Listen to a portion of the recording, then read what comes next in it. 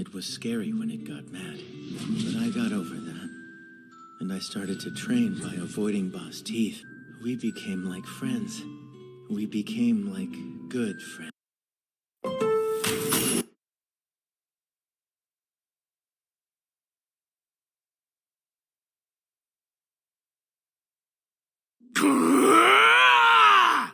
You're a Saiyan just like me, aren't you? You've lost all sense of reason. All right, bring it! You're going down! Make me mad!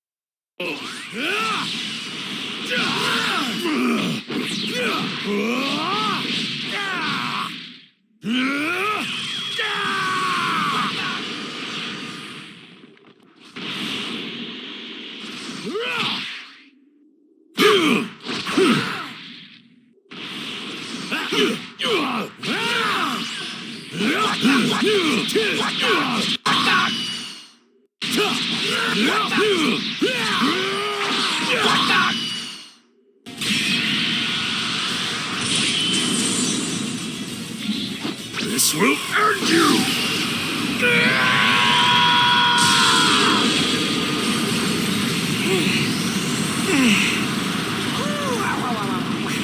Looks like my calculations were off by just a smidgen or so. But this alone will net me some serious energy.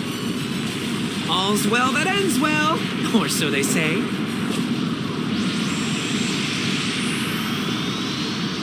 Okay. With this amount of energy...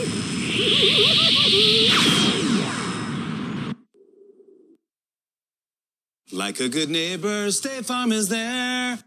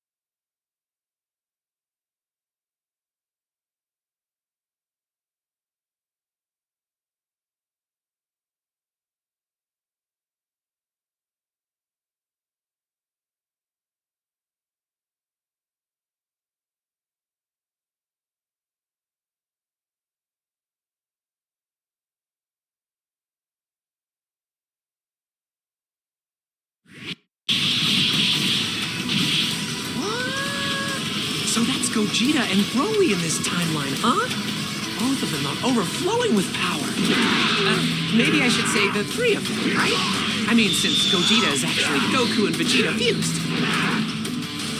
Well, at any rate, this is great! But I didn't come here just to watch them beat each other up. All right, time to begin my little experiment. Whoa! Are you a Saiyan? Pathetic. Let me end this now. Whoa! Is this some wicked power? Oh, I bet you're loads of fun! Don't get too cocky, you piles of trash. I'll tear you apart, limb from limb.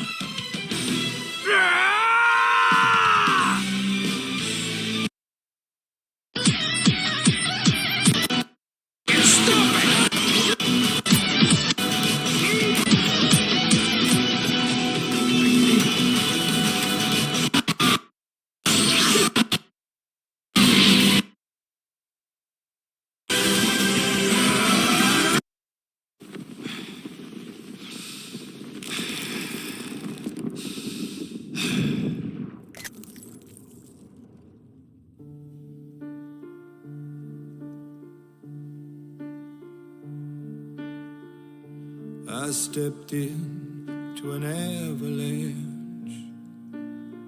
It covered up my soul. When I am not this hunchback that you see, I sleep beneath the gold.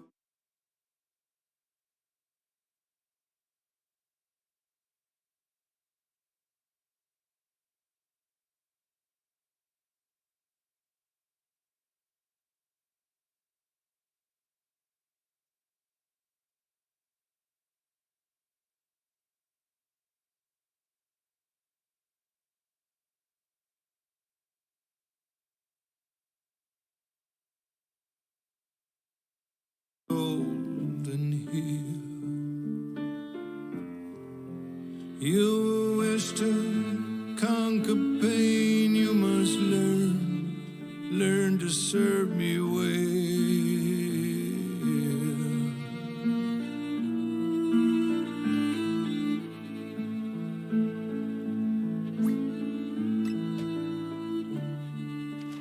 You strike my side by accident as you go down for your gold.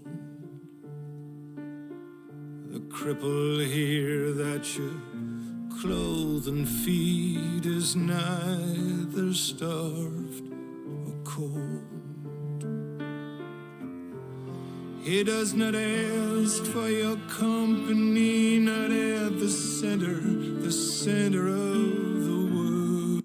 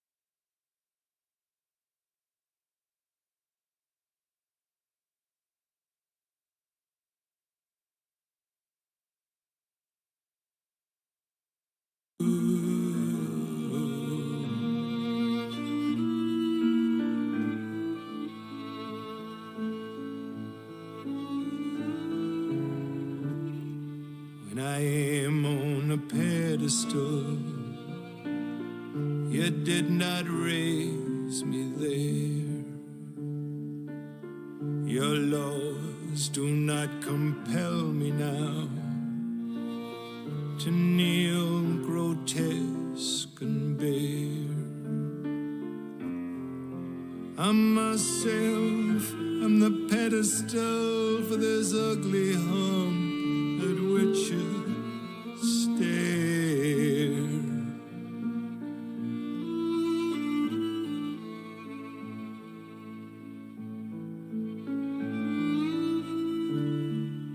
You who wish to conquer pain,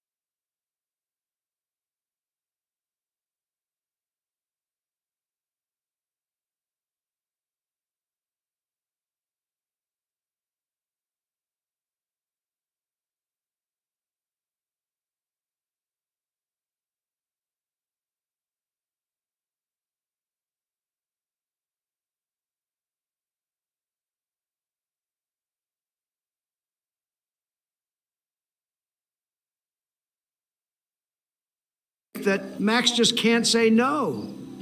She can't make her own decisions and is totally I still can't stop submissive. thinking about That's Kate. literally the worst person to have super.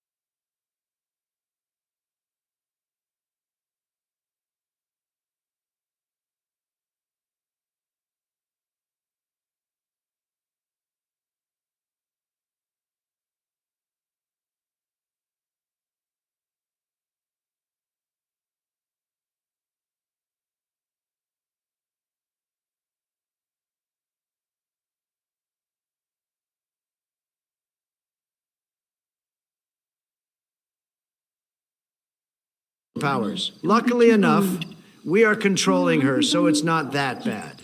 To be honest, it's probably just making it worse. Hey, Max.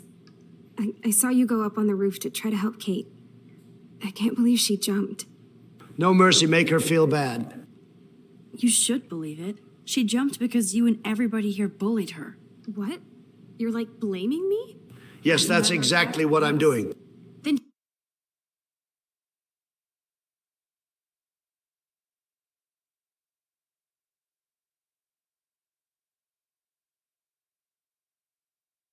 just get out of here. Like, stop fucking with me. I've got my own family shit to deal with. I'm done for the day. Guys, we need to check Victoria's mailbox just like Hillary's. Someone's a tad bit too excited here, don't you think? Well, well. Maybe Victoria isn't a monster after all. I'm just avoiding some lame-ass science, blah, blah, blah. Oh, wait, look what she had written down there. I feel like a total shit for everything I said about Kate and that stupid video. We'll drink to Kate.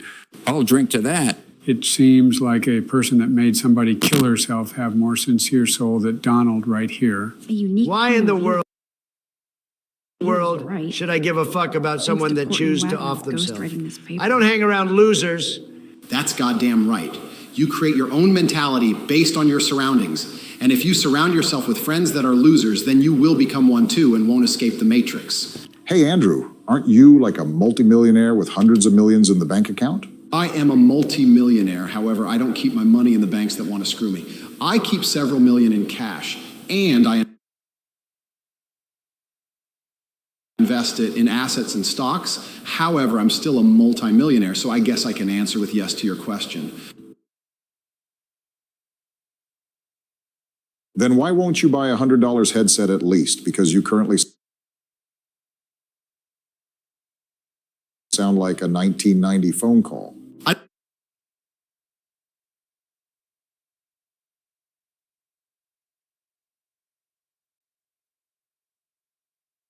don't need a fancy sound quality to prove my worth, just like I don't need fancy hair to do so.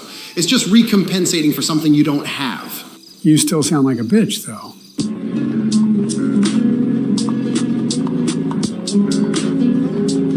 You know what? Before I go, I'll finish with a quote from my late father.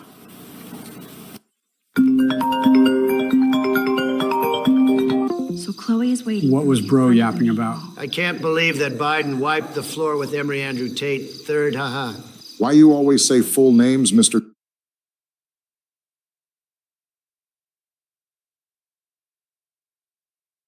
Donald John Trump? Because your name is Barack Hussein Obama the second. Biden's name is Joseph Robinette Biden Jr. You feel me? Yours name's Suck Ass, while my middle name is Based AF. Just shut the fuck up and let me sneak past this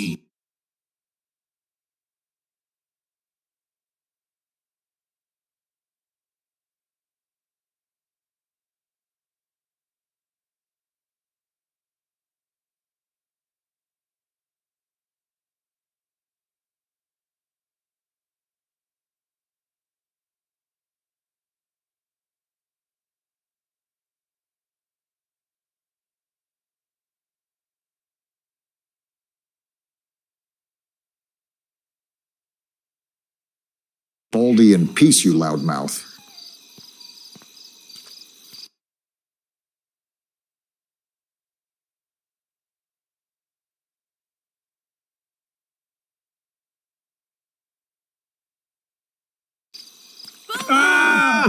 You see, I hate that bitch so Get it? fucking much. Booyah. Only good thing that she caused is Joe's heart attack.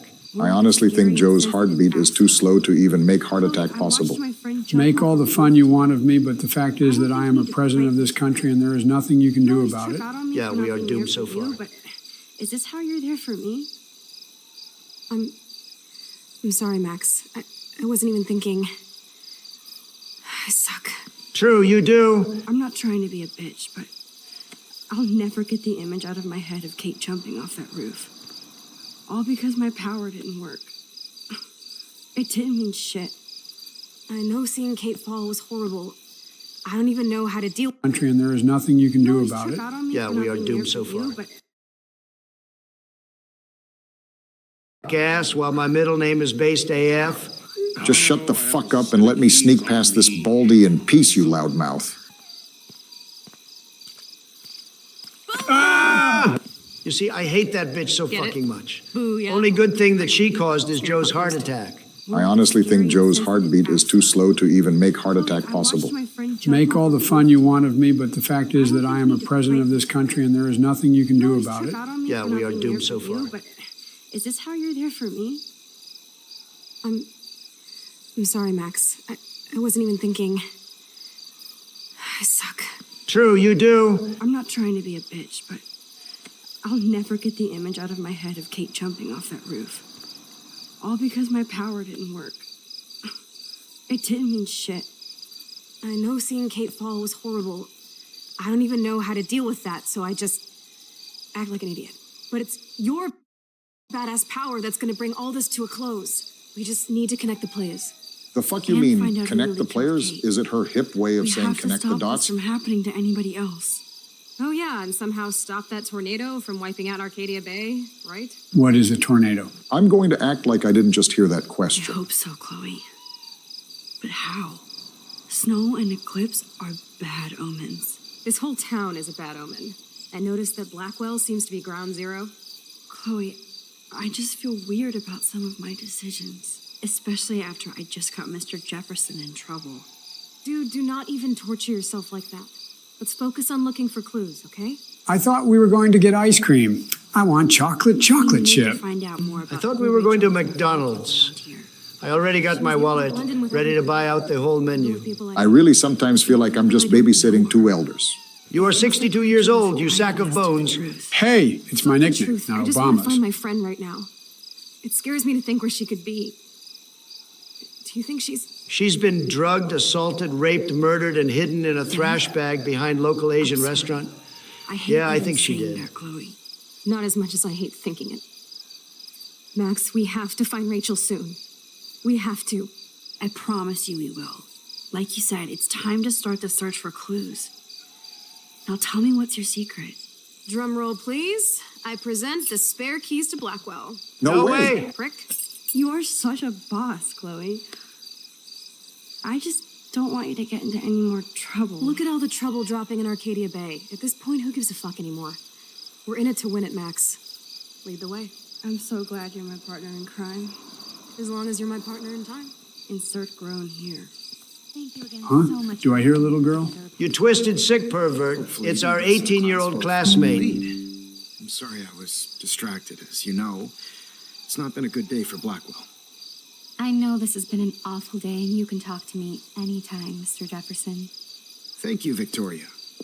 I imagine you're pretty upset over Kate as well. I'm like still in shock. I've never seen anybody die. I really cared about Katie. Katie? I had no idea you two were that close. Did she? Well, how does this affect the Everyday Heroes contest? The contest will go on. I just won't be representing Blackwell at the event this year, thanks to Max, who claims I enabled Kate Marsh's trouble by merely listening to her. I'll give you a one-word sneak preview of Max's photo. Selfie. Listen, you've seen my entry. You know it's better than that. Wouldn't that be so cool to hang out together in San Francisco, Mark? Did she really just try to rizz up Mr. Jefferson? I won't be going to San Francisco, remember? You already love my work, so it's not like you're playing favorites. Just imagine if you picked my photo, though. We would have to spend a lot of time together. That could be fun, don't you think? Doesn't she have this spoiled brat boyfriend, Nathan? Otherwise, I might have to tell people you offered to choose my photo for favors or something. As a favor to your future, I'll also ignore that undisguised threat. This conversation is officially over, Miss Chase. I suggest you go back to your dorm now. Wait, I only... Nah, sucks to suck, bitch. Chloe the Keymaster. You know it.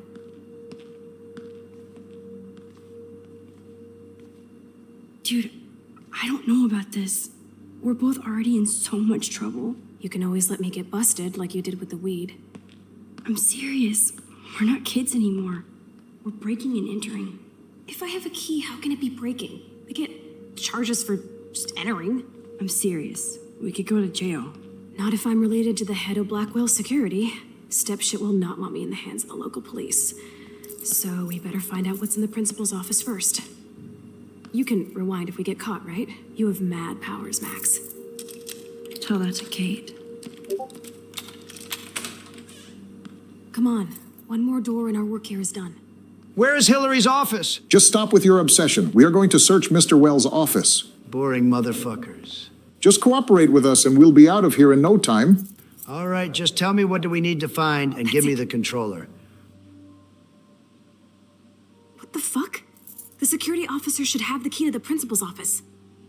He's hiding shit, like everybody here. Well, now we definitely have to get this door open. Believe it or not, I know a little about lockpicking, thanks to Frank. I might as well test out my thief skill. Go for it. We're already in this deep. Well, you could look for the key, just in case. Why, yes, I could. So there you have it. You could start by looking for a key. If it's not on a key rack, then you go look for it with your rotten eyes. Here are the keys. None for the principal's office. Yep, take this controller and show us how you do it. Just check every drawer and desk. Piece of cake. Okay, I swear it's got to be in the last drawer right here. Boring. And that's why Joe is useless. We have to find another way in. Guess I didn't spend enough time with Frank. But I'll use my DIY lockpick tools while you come up with a better plan. My plan has a name. Hey, Warren, you busy? Just bubble hearth, you'll be okay. Listen, I need your physics expertise stat. Without naming names, if somebody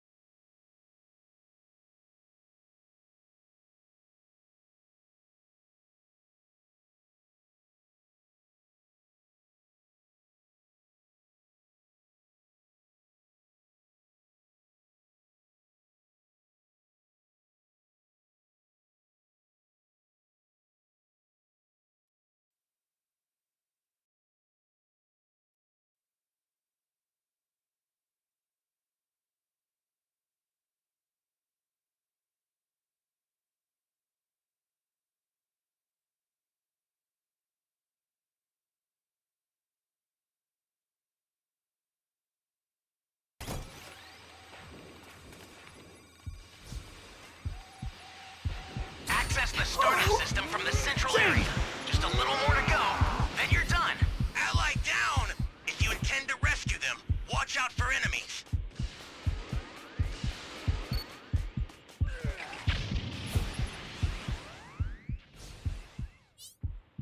Jeez.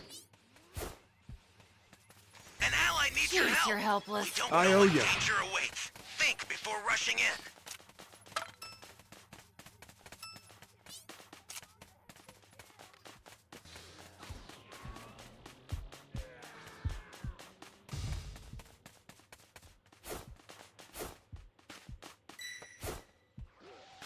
You serious? They're close. They're close. The startup system's under attack. It's dangerous, so tread carefully if you want to get closer. I sent a new super transfer. Sorry, that'll have to do for now. This is bad. Somebody's down. Exercise extreme caution if you're going to help them. Ally down. If you intend to rescue them, watch out for enemies.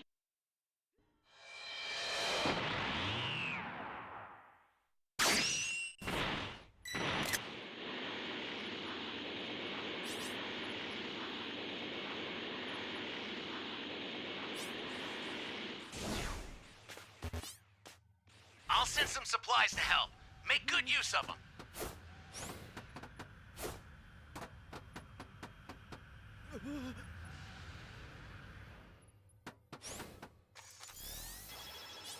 Where am I?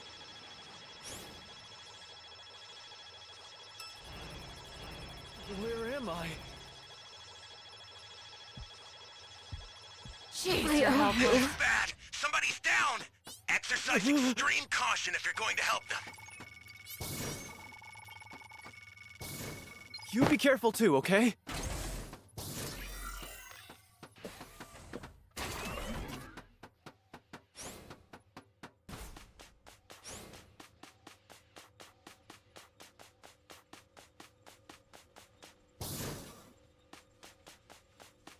Ally down! If you intend to rescue them, watch out for enemies.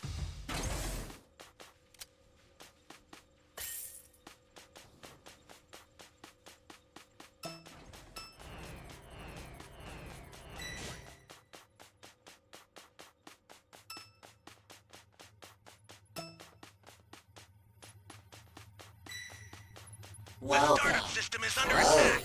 Stop it if you can, but retreat if you need to. Got it? I sent you a super transfer. Use it to hold the enemy back.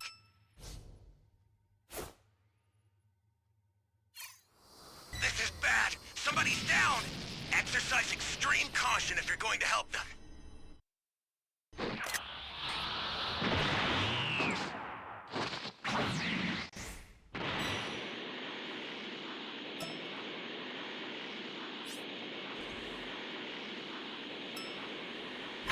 The startup system's destroyed.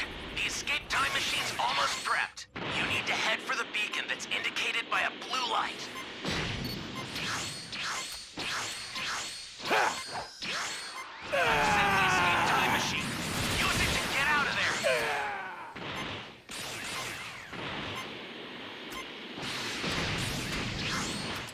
The escape time machine is back. Whenever you have a beacon, you can call it again.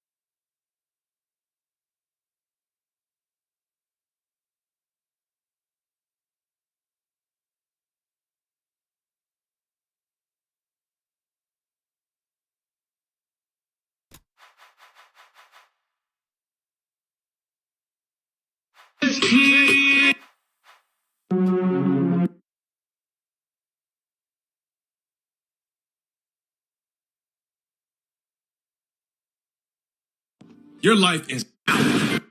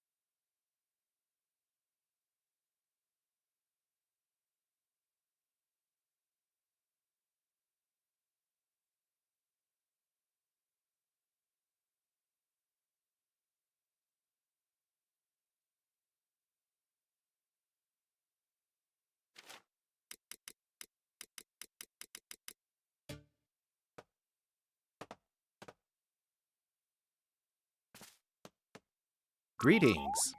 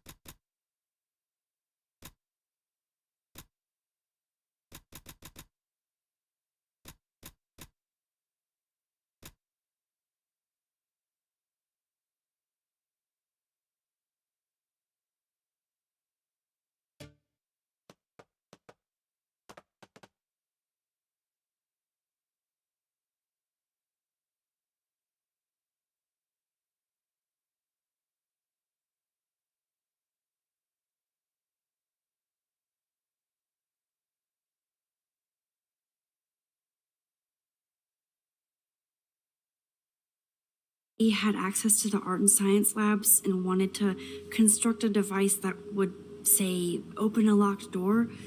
Would you maybe kind of know how? Huh? No, I'm just asking for fun. Thanks, science guy. No. Stay. We need you as backup. Just send the text instructions now. Yes, I'm still all in to go ape with you at the drive-in. Thanks for the help. This sucks ass. Goddamn door. Try not to wake up everybody at Blackwell.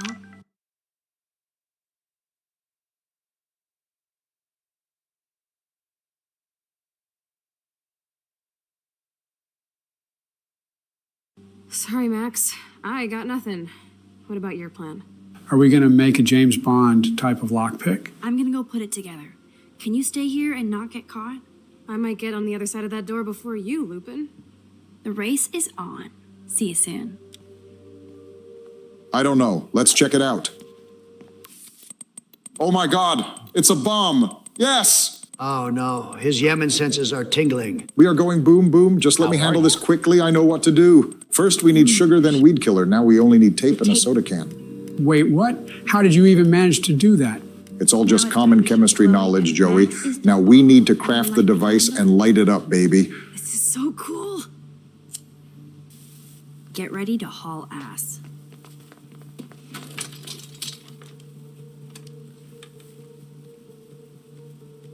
Whoa! Yes! That's how we handle things. Boom, boom, boom. Oh, great. A loud explosion caused alarm to go off. Who would have thought? It's not like it already woke up every person that lives in this campus or anything else.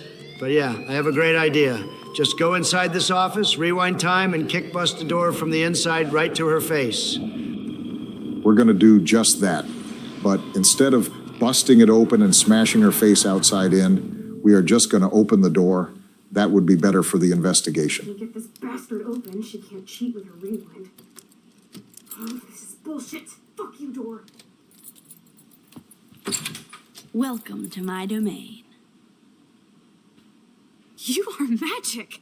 I have no clue how the hell you got in there, but you did it, sister. The company I keep. Now, let's find what we want and beat it. My powers only go so far. Man, I can see why the principal locks this room up. Fancy faux art crap. We need to Which one steal of us these can have paintings this and money? sell them on the black market Ooh, ASAP. taste.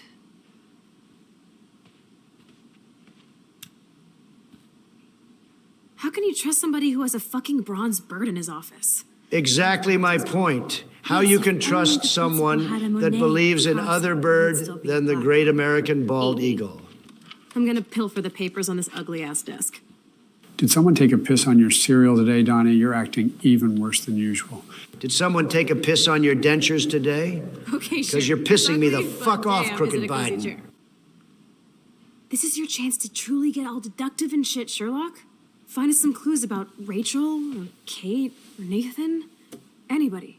I'm on the case. As per usual, we have to do everything while she just chills gaming back there.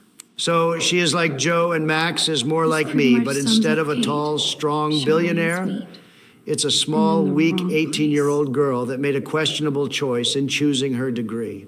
Keep telling yourself that if it makes you feel any better about yourself. Just know that it goddamn does. Now let's find something interesting, like the reason why Chloe got expelled, or Nathan Files. Well, here you have it. Nathan Prescott continues his family's historical legacy at Blackwell Academy with a stellar academic record and a variety of extracurricular activities, including work with the Arcadia Bay Homeless Fund. Nathan is also popular with students and faculty. He stands as a proud representation of Blackwell. He gives off a Donald vibe, just a spoiled child that have millions, so he cuts through education path like a knife through the butter without even writing any correct answer on the exams. I wouldn't be talking if I were you. You are the one with the fake diploma here. Guys, I found Chloe's file. It says that she was expelled because, and I quote, Chloe Price is a problematic student at Blackwell, despite the best efforts of the faculty and the administration to guide her academically. Chloe does little homework and is often willfully belligerent to her teachers. She has caused numerous class disruptions with inappropriate comments and rude gestures to fellow students. She was recently suspended for spray painting graffiti in the parking lot. Even though Chloe is an intelligent student with potential, she chooses to squander it on empty rebellion against a non-mandatory institution. And she even has police reports attached. Yep, that definitely sounds like her. Just a stupid person that makes stupid choices based on stupid emotions and feelings. No brains. Max, you better come check out these files. Nathan accuses Rachel of bringing drugs on campus, and my step troll went along because he thinks Rachel was a bad influence on me. Assholes. If David is teaming up with Nathan Prescott, that's a bad sign. Nathan Prescott III. Ooh, he's so money. And you know the Prescotts dropped major bank to bury Nathan's real file. Look, it reads like a rap sheet. Bad grades, teacher complaints, secret probation. But I was expelled? The Prescotts always get their money's worth. Check out that note. Open it. It's just some crazy drawing. It's not a drawing. Look. Rachel in the dark room. Rachel in the dark room. Jesus, he's even more lost than Joe without medication. Huh? Medication? What medication? What does this even Actually, mean? never mind. I take it back. Nathan is truly psychotic. I know he has something to do with Rachel missing. Whoa, listen to this. David M. always asks what's going on in my head.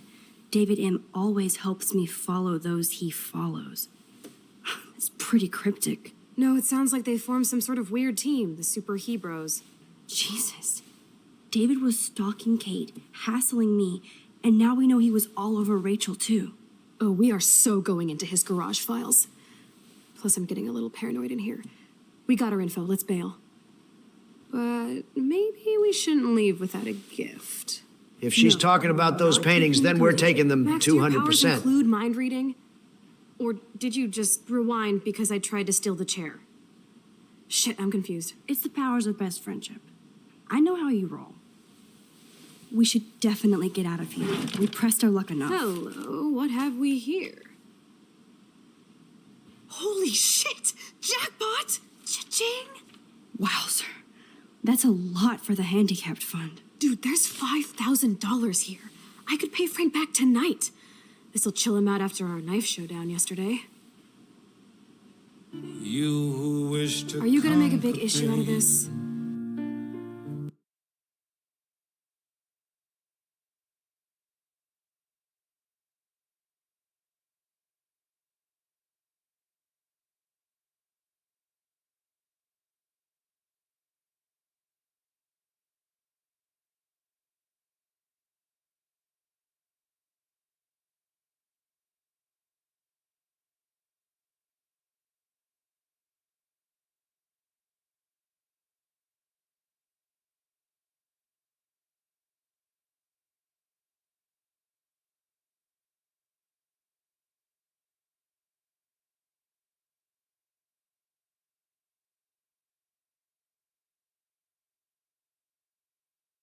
Trust your lawn to the pros at True Green and stop your DIY nightmares.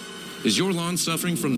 This is the story of how a little one-eyed goofball went on to risk the lives of all humanity, nearly killing Mark Grayson. At the end of Season 1 of Invincible, we get a glimpse at one of the strongest characters in the series. We're talking about the true Giga Chad of Invincible, the one who makes Omni-Man look like a total joke, Alan the Alien. But he wasn't always the most powerful around. So to fully understand this outstanding orange alien, we need to understand his origins. Like the Viltrumites, another major alien race in Invincible is the Unipans. And there is no Unipan more important than Alan. During the Viltrumite expansion efforts, they would attack and wipe out any planet brave or foolish enough to fight against them. In issue 23, Alan thinks back on the history of his people and tells us that the Viltrumites invaded like a plague and conquered the planet in a matter of days. We talked about the Viltrumites in our video on Nolan, which, if you haven't seen, definitely check out. But if you watched that video, then you'd notice a lot of parallels between the stories of the Viltrumites and the Unipans. The word plague being chosen to describe their invasion is no accident. And, like the Viltrumites after their own plague, there were very few Unipans left. In a way, this marked them as a parallel species, one working towards conquest and the other towards peace and progress. Now, just like the Viltrumites, they were pushed to near extinction. The Unipans would cling to life. They abandoned their planet and set up breeding camps so that they might bring their people back from the brink. These camps were basically factories. The goal was to raise as many children as possible as fast as possible. And because of this, the idea of family and social behavior were just completely left behind. Over time, the Unipans' story of survival would spread and impress Theodus, the leader of the coalition of planets and a rogue Viltrumite. Due to this, they were invited to join, and this is where Alan's story takes another dark twist. The Unipans approached the council with a possible way to fight back against the Viltrumites. They believed that with enough genetic enhancement and eugenics, they could produce the ultimate Unipan. And because the coalition were all terrified of the Viltrumites, this plan was approved immediately. This had questionable results, to say the least. It would take years of failed live experimentation and disfigured Unipan children until finally a single subject survived. This of course, was Alan. Alan, much like Emperor Thrag, the ruler of the Viltrumites, was trained from birth so that he could be turned into the perfect living weapon, and seemingly this worked. By the time he was in alien puberty, he'd become a certified beast, and the Unipans could not find any opponent who was even a match for Alan. When he was finally an adult, the Coalition felt he was ready for his first real test, fighting Viltrumites. And well, this went terribly. By the end of the fight, he is left bleeding and broken. Turns out the peace-loving Coalition were not as talented at training fighters as the war-mongering Viltrumites. I know. Who'd have thought that? With Alan's defeat, the Super Unipan breeding project was considered a failure and shut down forever. But this didn't stop his mission though. Once he recovered, he was sent into space and given the fake title of Champion Evaluation Officer. Basically, he was gonna fly planet to planet and ask to fight their strongest person in hopes of finding someone who might be powerful enough to take on the Viltrumites, ultimately leading him to the far-off planet Urath, where he would ironically come face to face with one of the Viltrumites he was meant to defeat. Here, Alan the alien would test his might against Omni-Man. However, at this point in the story, he just wasn't a match for him. Even by the time Mark got his powers, Nolan considered Alan to be only as strong as his son. Having found Nolan and believing him to be a normal Urathling, Alan returned to the Coalition of Planets with good news of a potential warrior to fight off the Viltrumites. As such, they would send him back every few years to continue testing Nolan. This would continue until he sent Mark to fight it in his place, something which changed the course of Alan's life forever. In issue 5, when he first crossed paths with Mark, he is ready to fight as always, but finds himself being sent hurtling into the moon for a little chit-chat. Alan explains that he was sent to test the champion that guards the planet to ensure they are up to snuff. In spite of this, Mark is clueless, stating that his planet would never sign up for something crazy like this. In spite of this, Alan shows him proof that he was sent to Urath for this mission, which is when Mark breaks the news that Alan has been visiting the wrong planet this entire time. This is Earth. Realizing that he just wasted 15 years testing the wrong planet, Alan shakes Mark's hand, thanks him for his help, and heads back to the Coalition. Yeah, he really fucked up. Now, this is the first time in the story we get a look at who Alan is as a character. Despite taking his position very seriously, he's also kind of this ultimate chill dude. He gives Mark a timeout, he's okay with talking things over, and he is fully willing to accept that he made a mistake. It's something very interesting when you compare him to someone like Omni-Man, who tends to be more stoic and serious. Finding out that he was at the wrong planet wasn't the only shock that Alan would receive though, as once he made it back to the Coalition, they told him that Earth was off limits because they'd already been claimed by Viltrum. By the time Alan returns to Earth to warn Mark about the Viltrumites in issue 13, it's already too late. Nolan had already given his son the beating of a lifetime. Mark explains everything that had happened to Alan, how his father is a Viltrumite, how he attacked him and wanted to take over Earth, and how he just dipped after their fight. Alan tells Mark how it is super weird for a Viltrumite to just leave their post and all about the history of him and his people. His mission is to fight and kill the Viltrumites. After all, they nearly wiped out his entire race, and they left him next to dead 15 years ago. But when Mark apologizes for what Alan has lived through, he explains to the young lad that it isn't his fault. This is an idea I want to hold on to as we continue with Alan's story, because as he is right now, Alan does not believe that all Viltrumites are bad. He sees Mark as an individual and does not hold him accountable for the actions of the rest of his people. He believes that at the very least there is some chance of Viltrumites being good people, and that opens him up to the possibility of some of them might even be able to become better. But as you'll soon see, things are bound to change.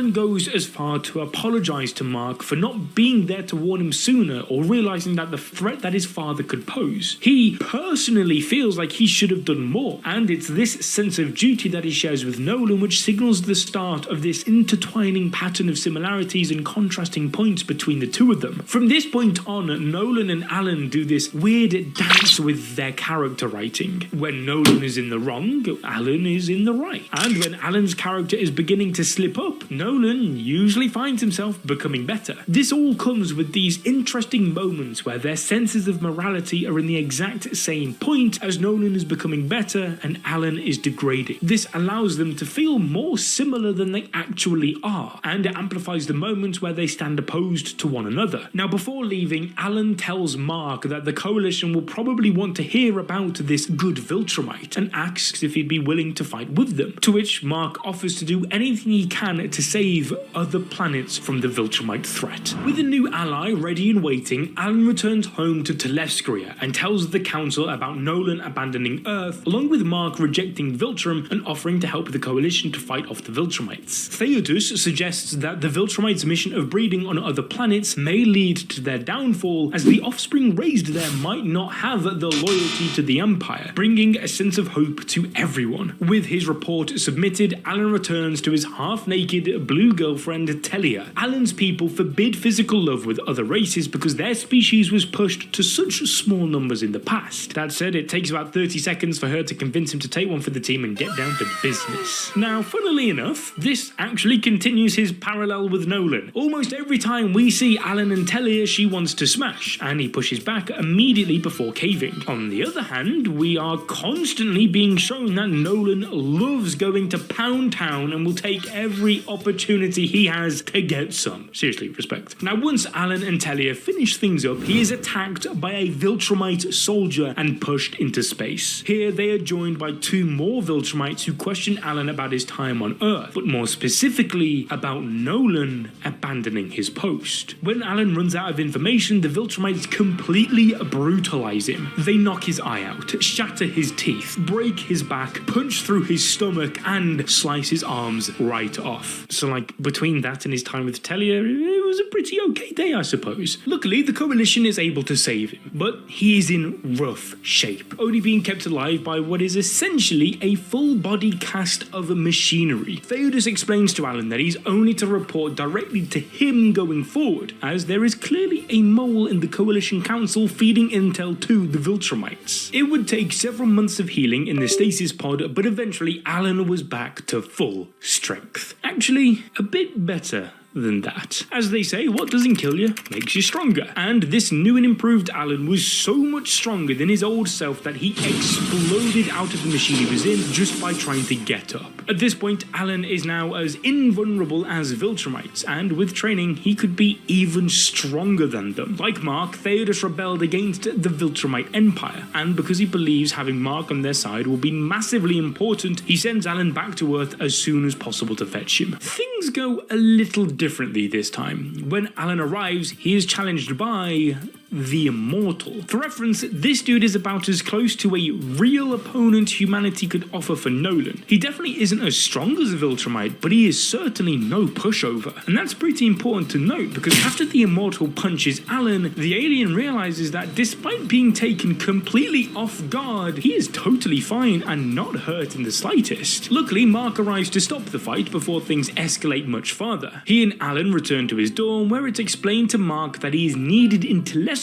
so that the Coalition could get things moving in the right direction in their war against the Viltrumites. There was a big problem though. Mark refused, as he had too much on his plate at the moment with dealing with his new alien little brother. He asks Alan if they're going to need to fight over this, but he just tells him not to worry about it because 1. Theodos values him too much for Alan to hurt him, and 2. He thinks Mark is a chill dude, so he doesn't really want to force him into anything. Well, for now at least. Now it's Mark's turn to give Alan an exposition dump. He tells him about his journey to Thraxa, how Nolan had been arrested after fighting against some Viltrumites, and how he had another child that his mother is now raising, who, despite being only a few months old, was already a teenager and developing his powers. But most importantly, about how Nolan wanted Mark to read the books he had written. These books are an opportunity to turn the tide of the upcoming war, as Nolan documented his journeys across the stars and all the things which managed to put him in a spot of bother.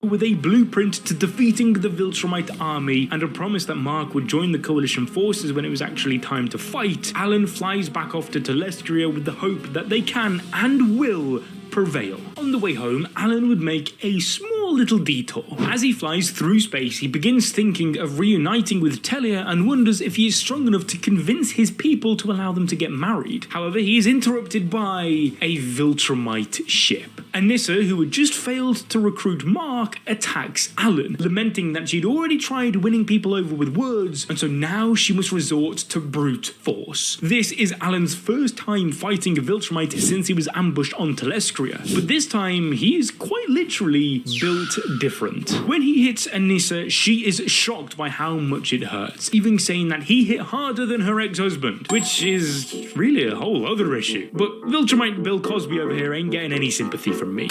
Even when she hits Alan, he is completely unharmed. In fact, he uses this as an opportunity. Anissa mentions that she is going to lock him in prison and kill him there personally, since he keeps surviving their on-site executions. Hearing this, Alan shows himself to be taken prisoner by pretending to lose the fight in hopes of finding Nolan and helping him escape. First off, being so confident in yourself to allow yourself to be captured and put in a Viltrumite prison, it's just insane. I'd say it's a death sentence, but I mean, it quite literally is a death sentence. And Alan just goes in smiling. And secondly, it's pretty relevant to mention that when Anissa thinks Alan is knocked out, she considers herself lucky. This idea is reiterated in issue 55 when the narrator explains that Alan's shackles, the walls, and even the prison itself could not hold him, for he has become very strong. And so, if you couldn't tell already, Alan is now a real threat to the Viltrumites, and with the exception of their leader, that's because he is now more powerful than any of them. Thus, it doesn't take long for Alan to cross paths with Nolan in the prison, and the two begin talking telepathically from their cells. Alan brings Nolan up to speed on what's been happening with Mark, the Coalition, and the Viltrumites, informing him that he is there to help him escape. Their bond begins to grow as they evolve from enemies to allies to friends, sitting in the darkness talking about their hopes, dreams, and personal lives. Alan tells Nolan all about the girl he loves and how his people will never allow them to be together, whilst Nolan talks about how his people aren't supposed to feel love, and yet he misses his wife and kids. This issue continues the contrast of these characters' stories, literally showing them mirrored on page 4 as they open up to one another. Of note here is that both of them come from dwindling species with strange perspectives on love. Alan isn't free to be with who he wants because it goes against his people's traditions, whereas Nolan is realizing that he can't be with the one he loves due to how he acted as a loyal Viltrumite. One is caving into the pressure of being the Unipan, while the other is realizing the flaws in Viltrum's mindset. But still, both want to live freely. Just like he had when he first talked to Mark, Alan is experiencing that Viltrumites are capable of change, and that there is some good to them, and that they are not just this monolith of evil conquerors. Now, as Anissa mentioned, Alan was scheduled to be executed in person since he kept recovering after his encounters with Viltrum. However, even here, nothing works. They try crushing his head in a hydraulic press, and the machine just breaks. They shoot a laser at him, and it just bounces off his chest and blows a hole in the wall. And so eventually, it was decided upon that only a Viltrumite could kill him, and so he and Nolan would wait for their executions, and continue to wait a very long period beyond the point Nolan had expected. In spite of this, the time would finally arrive. As Nolan is taken away, Alan breaks free of his shackles and prepares to escape. He flies through the halls of the ship, freeing all the prisoners along the way. This was meant both to cause a distraction, but also in case they found some possible allies to help them in this war. And whilst most of the prisoners are more useless than a screen door on a submarine, he does find Battle Beast, a a giant lion man who wishes to fight powerful opponents so that he can die a noble death on the battlefield, which works out pretty well, as when he and Alan find Nolan, he has 2 Viltrumite guards with him. Alan leaves Battle Beast to face one of them, whilst he and Nolan punch a hole out of the ship, launching the other guard into space. The narrator tells us that this was a loyal and powerful Viltrumite soldier who had trained with the best of them, but with just a single punch from both Alan and Nolan, the dude's head completely explodes as his brain is sent flying into the void. I'm sure this is probably being blurred by now, but just trust me, bro. For now, they were safe, as Nolan reveals that the reason they had to wait so long to be executed is because there are less than 50 pure-blooded Viltrumites left alive. Due to them being spread so thin, they can't justify having too many of them in one place. He explains that Viltrum was more or less eliminated at the hands of the Scourge virus, but now that they know about Mark, Nolan fears that the Viltrumites will turn Earth into a breeding camp to revive their species due to the close resemblance and compatibility with their DNA.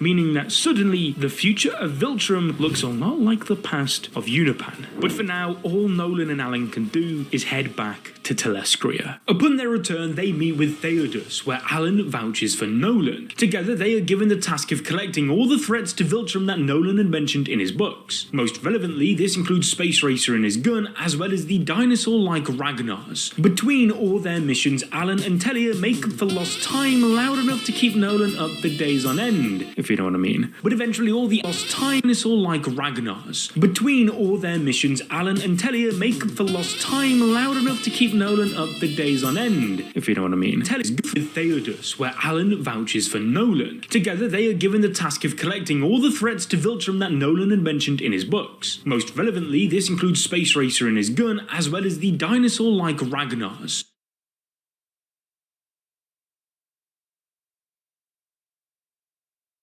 Between all their missions, Alan and Telia make up for lost time loud enough to keep Nolan up for days on end,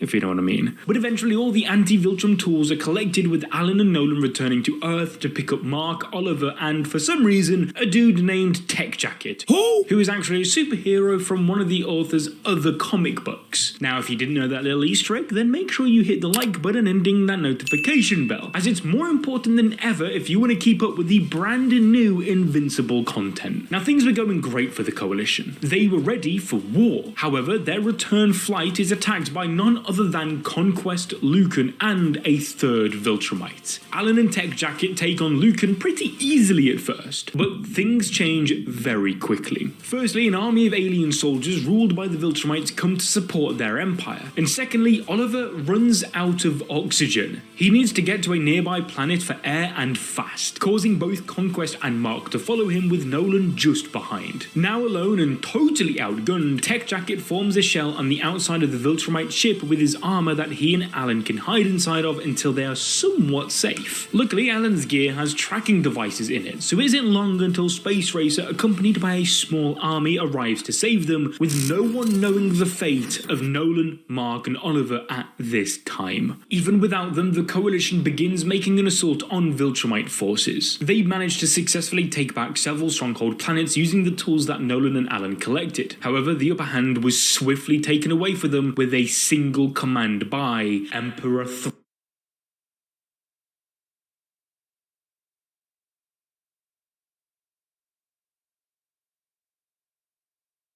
Thrag of the Viltrumites invade Telescria. The battle on the Coalition homeworld was brutal. While Alan and Theodos are holding their own, the rest of their forces were not so lucky. Fortunately, the number of actual Viltrumites was very low, and instead they have conquered races doing most of the fighting. But even so, the Coalition is put on the back foot until help arrives, as Nolan and his sons finally make it to Telescria after a month of being MIA. They quickly crash through the Viltrumite battleship and stop the ground around troops, forcing Thrag to call for a temporary retreat. In spite of this, Alan and the Coalition know that it is important to strike whilst the iron's hot. Thus, they chase the fleeing Viltrumites back to their homeworld. What awaits them, however, was an ambush of over 30 Viltrumites. Alan is shown to be a total badass and has very little problem with most of the enemies he comes across. It isn't until planet Viltrum is destroyed, causing the frenzied Viltrumites to gang up on him, that he even begins to take damage. Seeing Alan in danger, Space Racer grabs him and takes him to safety, giving Alan no choice but to reluctantly leave Mark, Nolan and Oliver behind to fight Thrag and his empire, something that goes very poorly as they are only spared due to some absolutely insane levels of plot armor.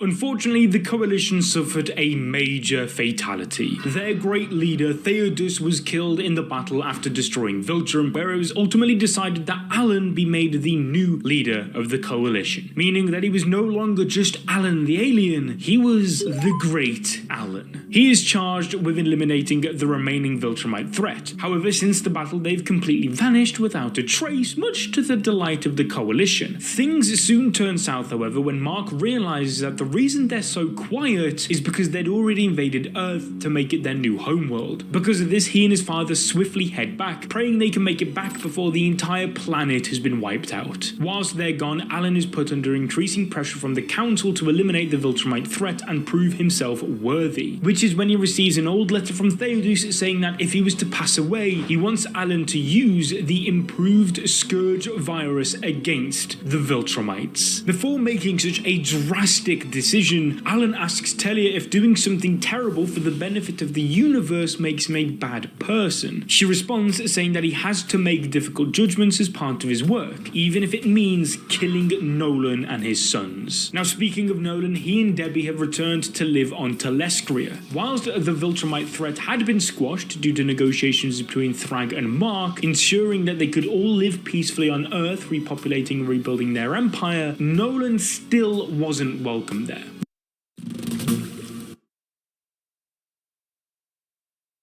Up to 5,000 pages. Can your printer do that? I don't think already. This printer's costing me a fortune. You expensive little. Don't get cartridged. Switch to Epson EcoTank instead of cartridge.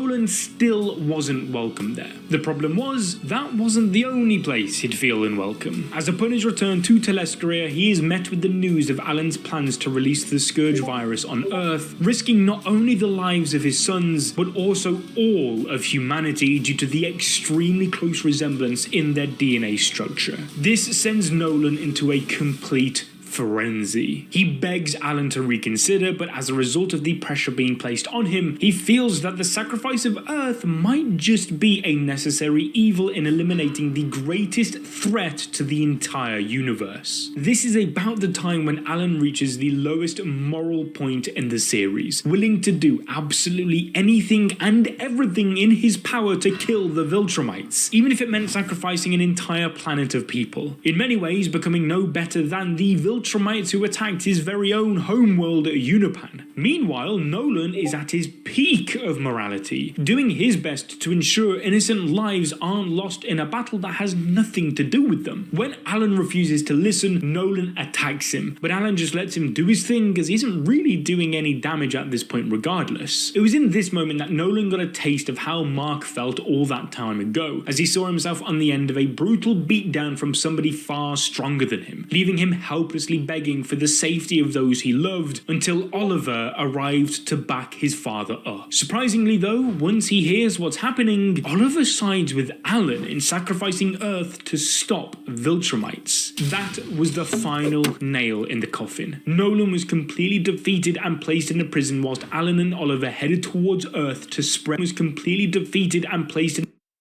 a prison whilst Alan and Oliver headed towards Earth to spread the Scourge virus once and for all. When they arrive to pitch their plan to Mark, he reacts just like his father, completely enraged at the mere thought of risking humanity to kill the Viltrumites. It's a moment that's almost a perfect parallel to Mark's fight with Nolan once again, as Alan begs him to understand that not protecting Earth is for the greater good, and that this sacrifice will save millions of other lives across the universe. However, with both Alan and Oliver fighting together, Mark has no chance. In spite of this, it's surprisingly Thrag who comes in to his rescue. The Viltrum Emperor offers a truce and hits Alan with a whole psychoanalysis on how he doesn't really want to do this, but feels like as a new leader he needs to step out of Theodos's shadow. He tells Alan that he's acting on perceived sense of duty rather than a good sense of judgment, and warns him against making a decision that he knows he will regret. For his part, Alan actually takes everything Thrag says into consideration and begrudgingly agrees that he may have been hasty. However, things go completely off the rails when Robot and a group of heroes arrive to arrest Mark for opposing Earth's new robot overlord. In the chaos, Oliver manages to steal the Scourge virus from Alan and dives towards Earth in order to release it. Mark desperately tries to stop his brother, but during the heated battle, he is sprayed by the Scourge virus. Seeing that the two of them may have just killed the man who helped them achieve so much, a dear friend and brother, Alan and Oliver realise how foolish they were to resort to genocide. Mark is given to the Viltrumites to try and heal him, whilst Alan grabs Dinosaurus to help them on their research before being ordered to leave by Thrag. He and Oliver begin questioning how far they were willing to go in the pursuit of eliminating the Viltrumites and how much they regret their decision. Well, Alan questioned those things. Oliver only really cares that Mark was in danger. Outside of that, he wasn't concerned with Earth at all. Well, and a bit frightening. Eventually, Mark makes a full recovery, where Alan makes amends before going back to Telescria with Oliver. Upon arriving, he immediately releases Nolan and asks for his forgiveness, explaining that he was under a lot of pressure and almost made the mistake of a lifetime. As Nolan understands what it means to make a big mistake when under pressure, he forgives Alan. They make up and Nolan heads to Earth on a mission to keep tabs on the Viltrumites, who are now living there on Alan's behalf. Hey, how do you get your yard to look this good? Oh, you need to get True Green. Fix my grass, my shrubs, even... This goes... well? The next time Alan hears from Nolan, the good news...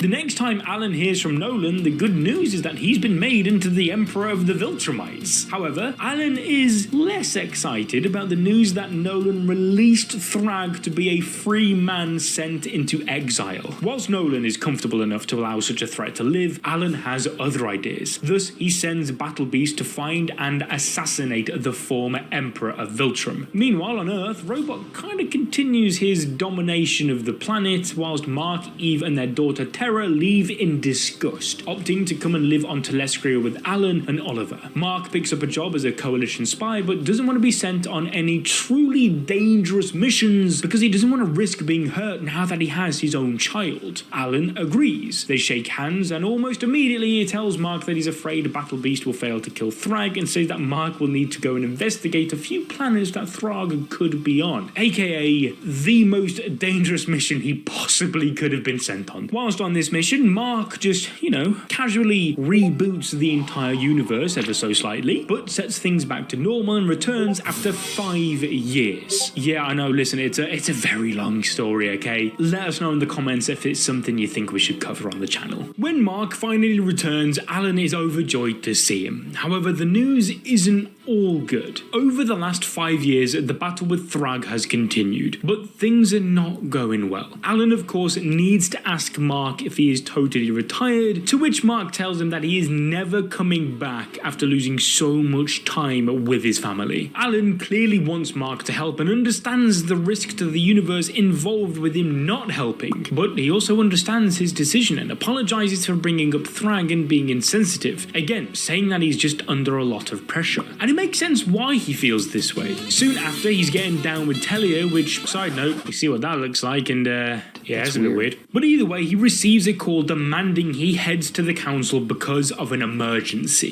When he arrives, a representative named Elliot is trying to lead a coup against him, and a small group ambushes Alan. They must not have gotten the message about Alan being one of the strongest people alive though, and he easily overpowers them. As a last resort, Elliot sets off a bomb that blows up the coalition headquarters and leaves Alan as a charred husk with both arms and legs blown off. As we've seen with Alan though, the dude just lives through just about anything, and he assures everyone else that it isn't as bad as it looks. This seems like a joke at first, but no, seriously, after just a couple days he's more or less recovered.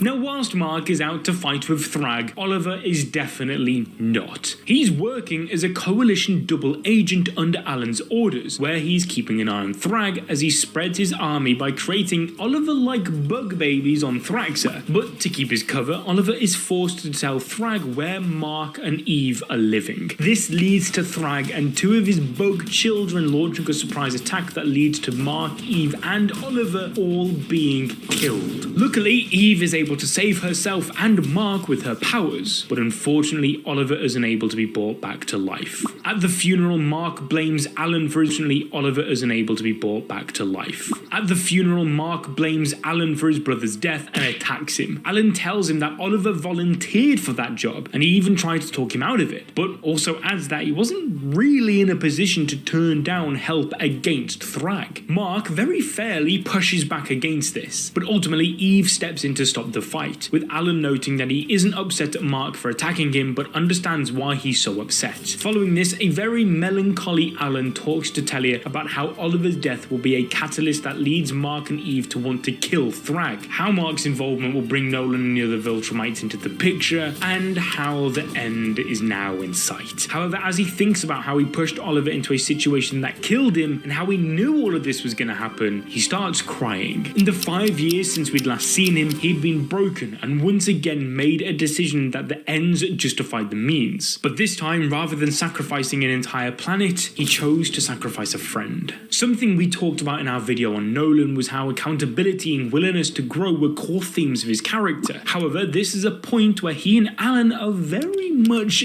different. Whilst Alan is able to see the good in people, he struggles to actually believe they can change if he doesn't see it with his own eye, and that largely stems from himself not being able to change. Alan goes through as much as anyone else in the story, but he never really grows or develops, and that is seen clearly in issue 134, where he returns to Mark and admits to betraying him and says that Oliver's death was his fault. However, again, he blames it on the pressure that he was under. Whereas Nolan might make poor choices under pressure, he will not make the same mistake twice, and he certainly won't make the same excuse twice.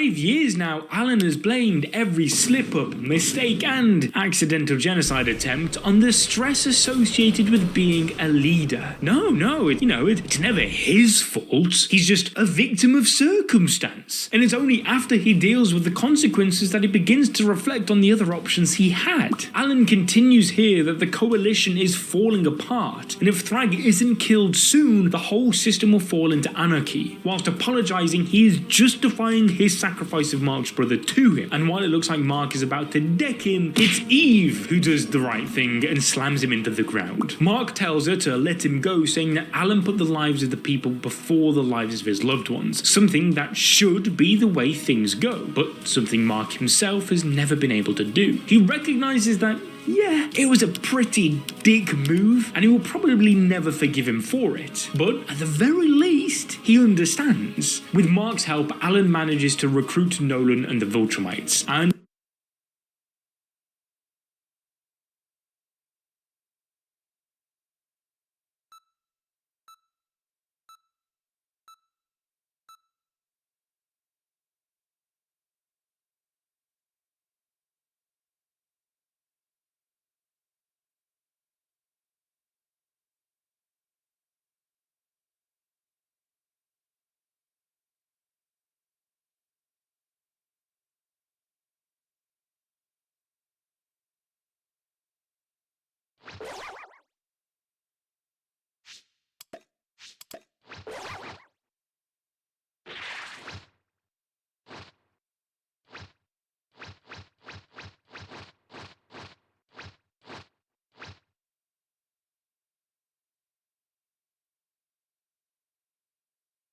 I intend to rid the universe of every last one of you.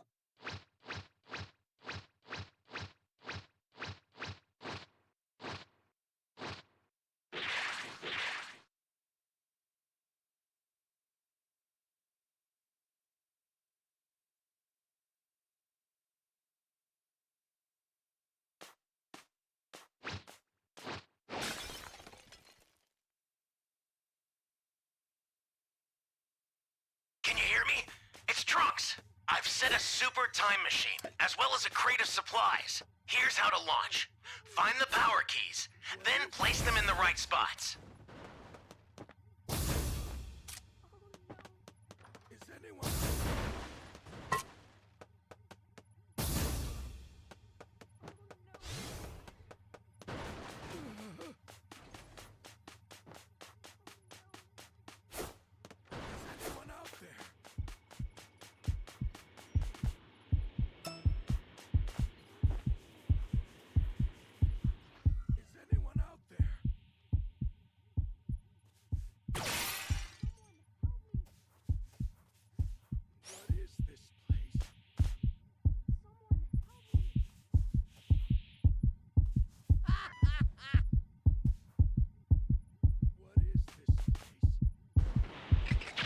Close.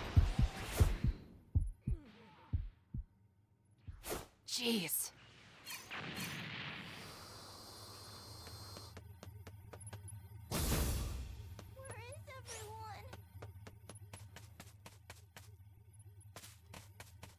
Oh no!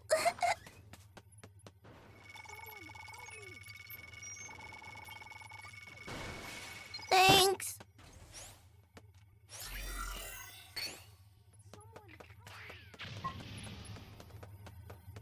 You found a power key. Go slot it.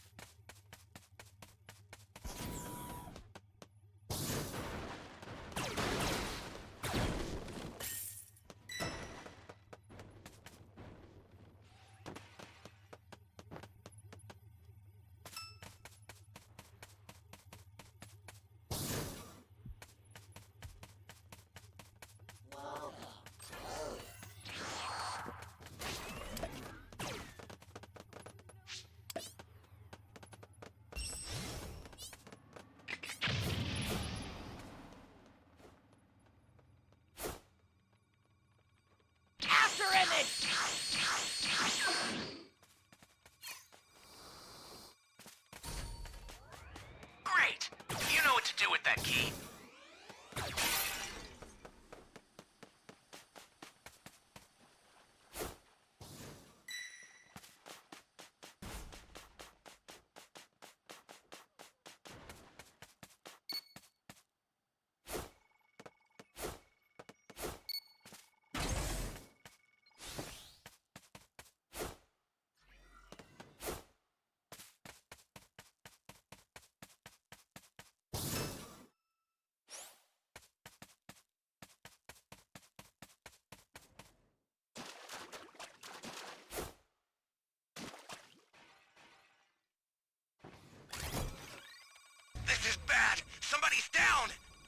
Exercise extreme caution if you're going to help them.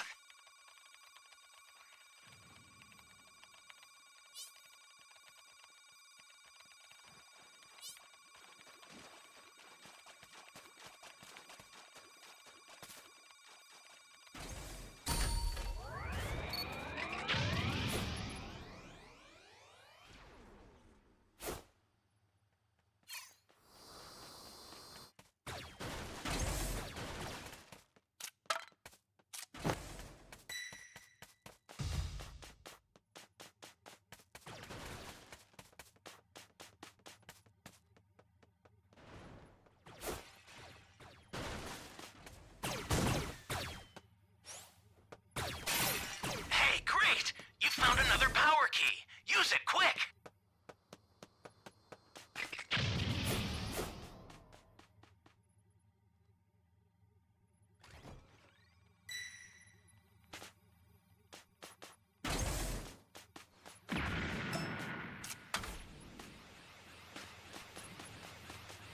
Welcome. Thank you. Close.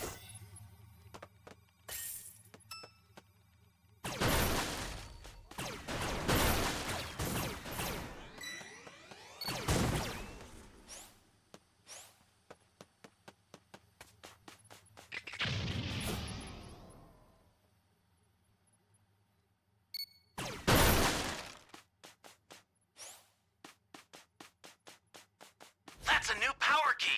Place it now.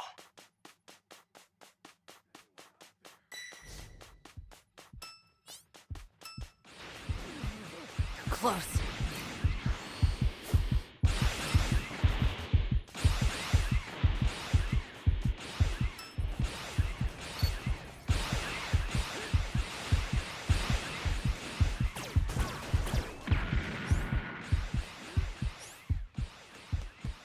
Jeez.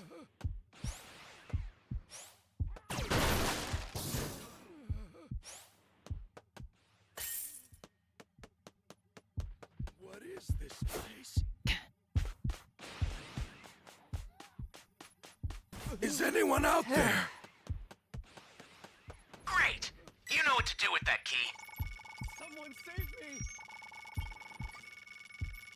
Thanks! Where am I?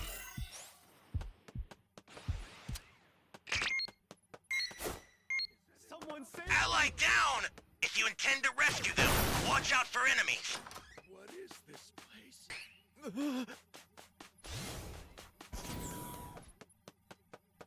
Where am I?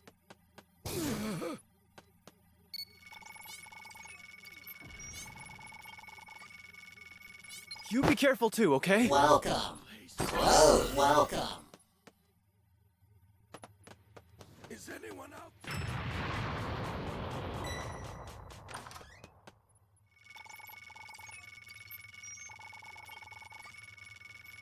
Thanks!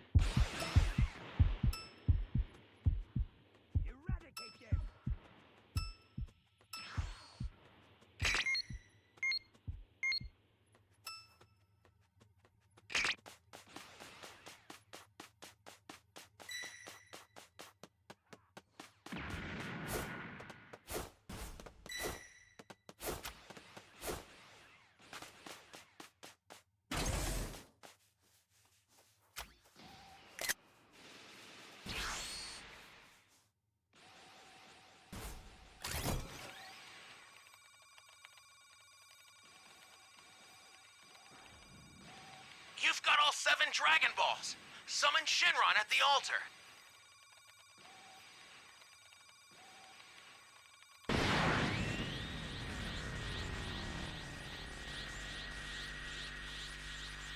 Access the startup system from the central area.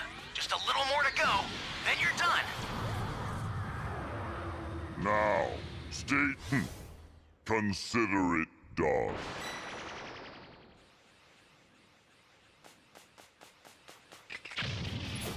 An ally needs your help. danger awaits. Think before rushing in. Ally down! If you intend to rescue them, watch out for enemies.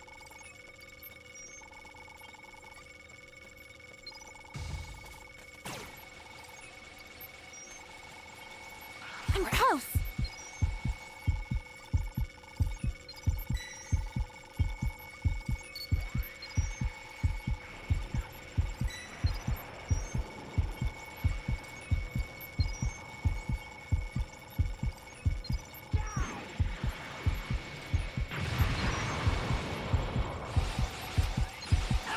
Damn it! This is bad. Somebody's down. Exercise extreme caution if you're going to help them.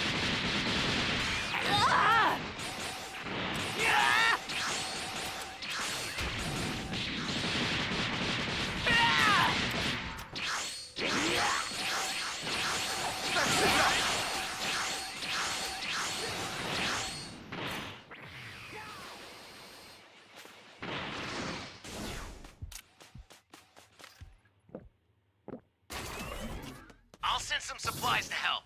Make good use of them.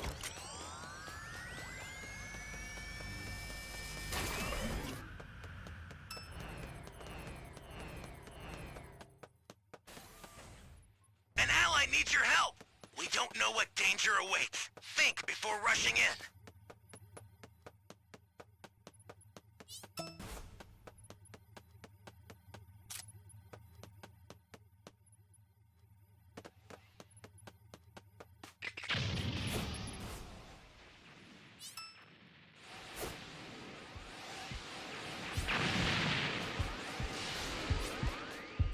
Close.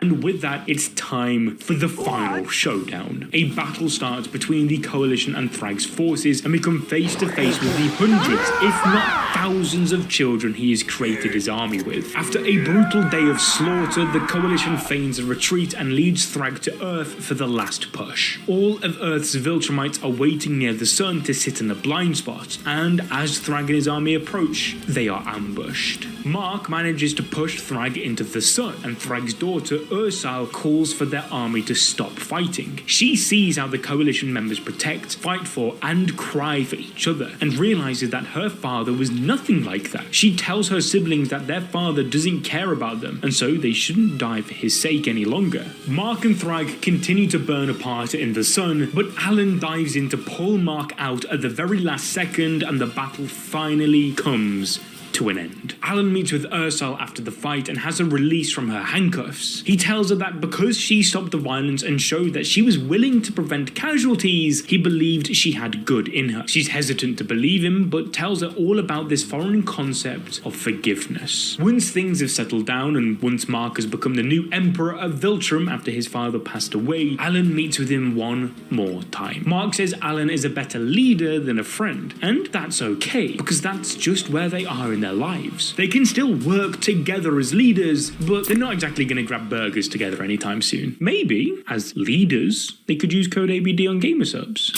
Centuries later, as Mark continues to lead Viltrum on a peacekeeping mission across the universe, Alan would call him over to talk.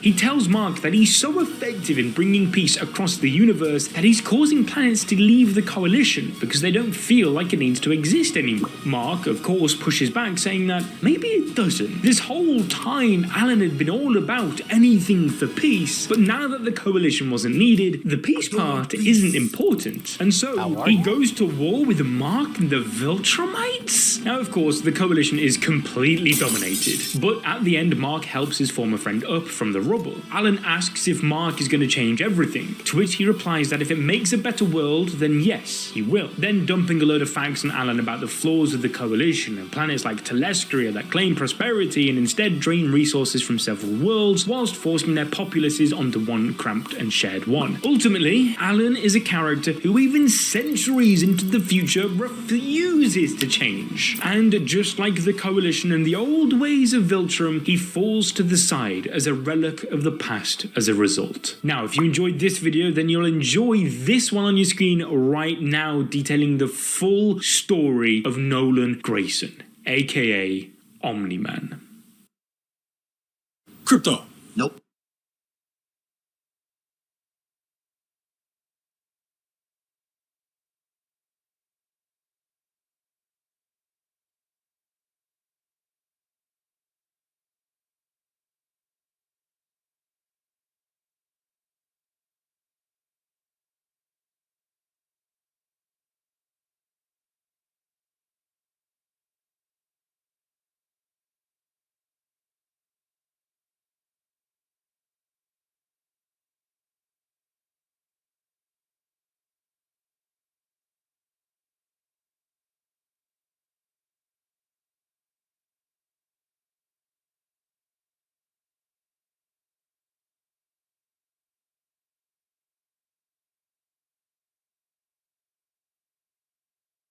This is the story.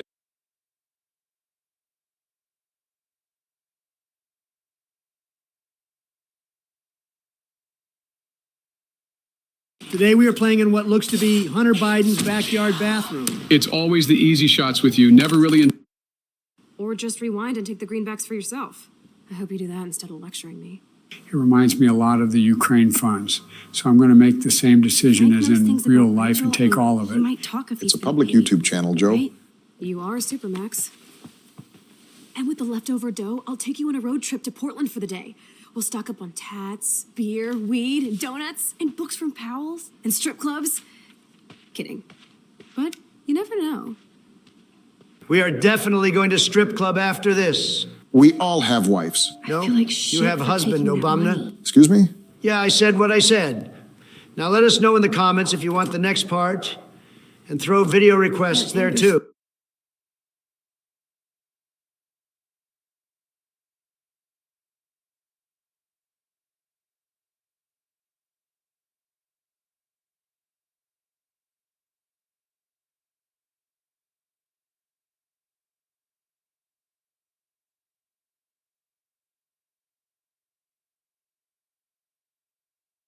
Look scares me. We will consider everything For a midnight swim and see you next at time. Blackwell. What the fuck is a video?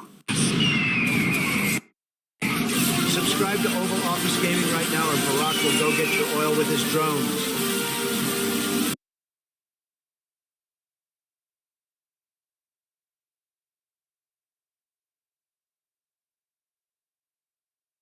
I will trap Santa in my box, locked up like Fort Knox, and make him stop my clock.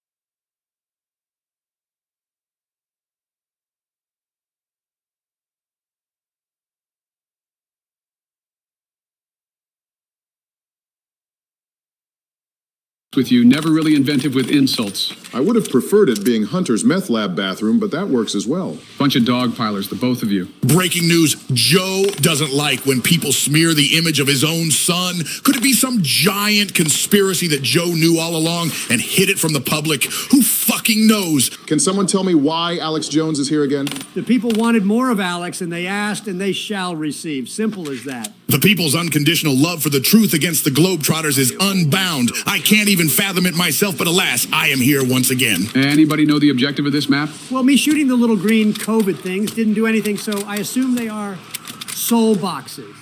There's going to be a good number of them, so if we can focus on filling them up, we may get somewhere. Astonishing. The link between the creator of this map and COVID-19 is conspicuous. You always win. More like you always promote the destruction of the human race. Yeah, right. Well, let's focus on killing zombies near them, and hopefully we don't perish before then. The best part is we don't have to find a power switch. I wonder who would even have a bathroom as disgusting as this. And no, not my son. I mean, with his illicit drug use, he would use a place like this to avoid prying eyes. So far, Alex hasn't missed a beat yet. He's gone off the deep end long ago, but he's spitting facts. He's going to serve his time like a man and come out a better man at the end. You think you'll live long enough to see that happen? I hate to say it, but I don't think you'll be like Carter and H.W. Bush in terms of longevity. That's quite dark, but it is true. The hell is this? Headshots? I don't know what this means or what happens, but now I have to get 25 headshots in an hour.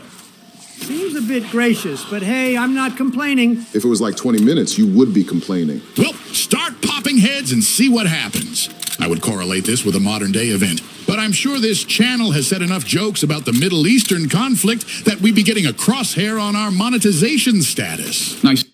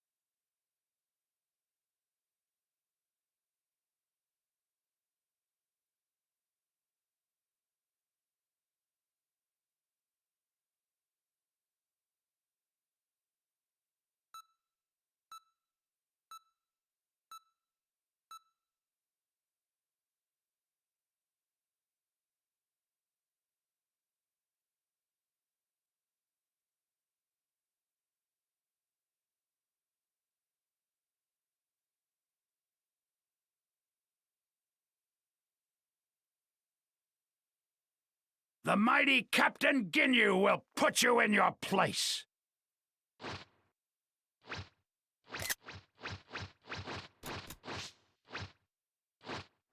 Aren't I an amazing captain? Fight! Ha! The Ginyu Force is ready for battle!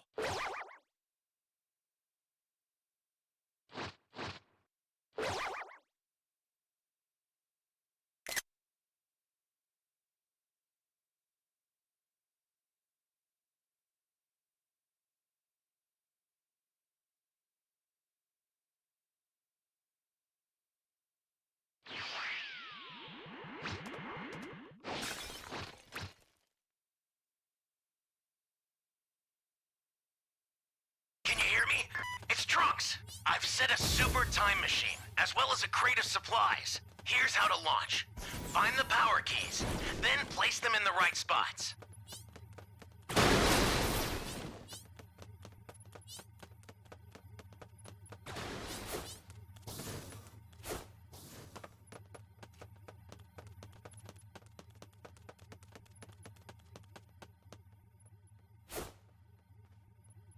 You found a power key. Go slot it.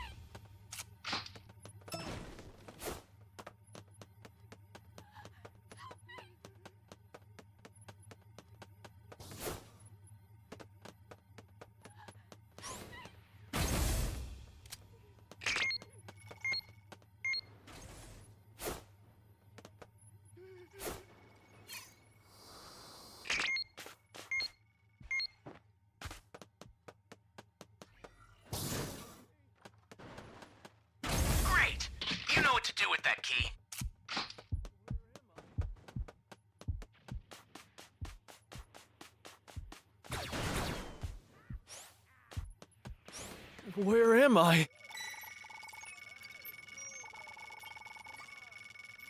You be careful too, okay?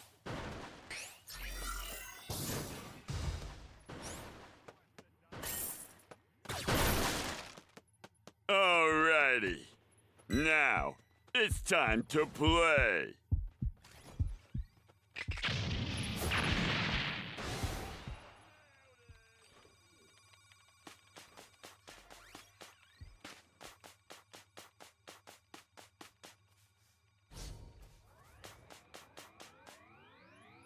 Hey, great! You found another power key. Use it quick!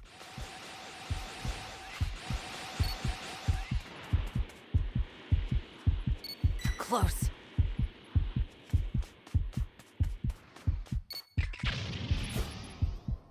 Jeez. That's a new power key. Place it now.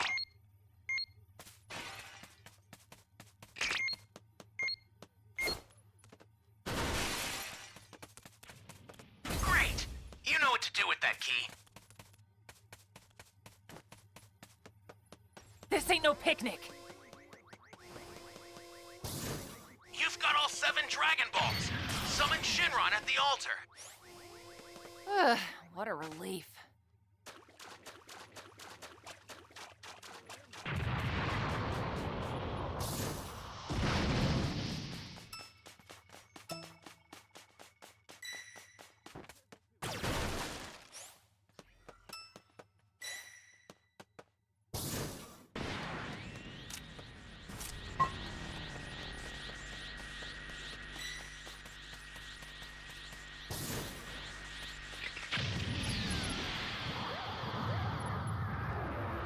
Now, consider it done.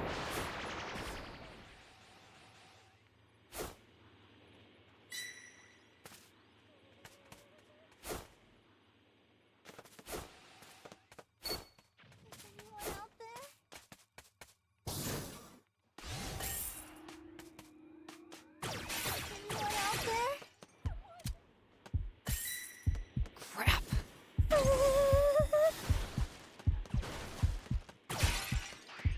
Welcome. Phew.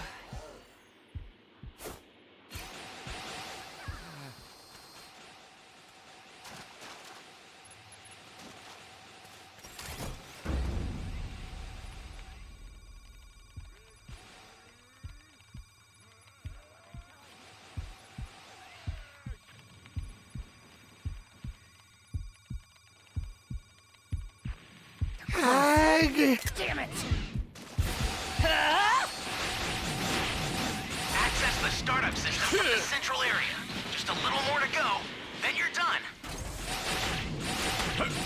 How's this?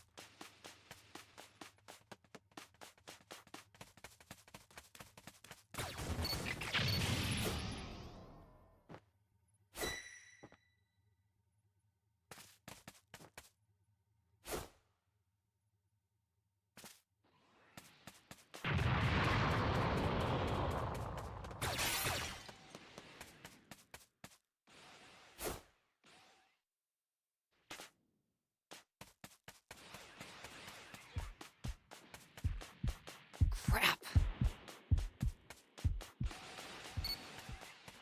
Jeez.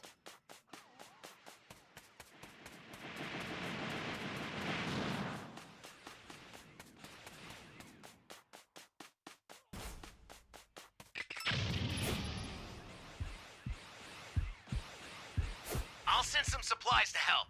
Make good use of them.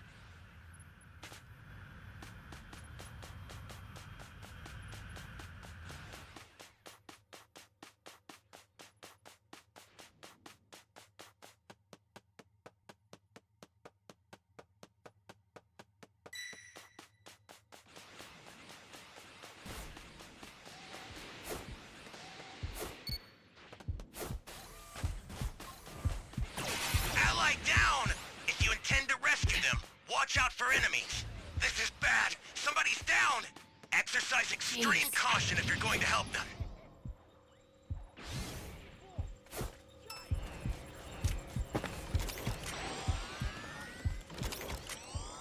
Phew. That was scary.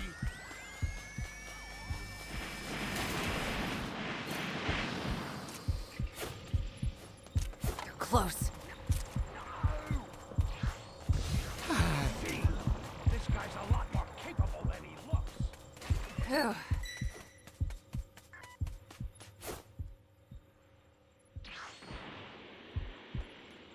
Crap. How dare you!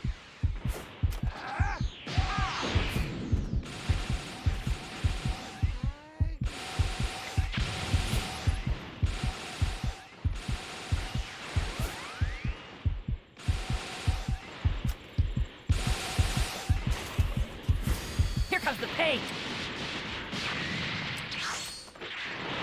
Your body is mine! Captain! I need your help. We don't know what danger Jeez, awaits. you're helpless, Think thanks. before rushing.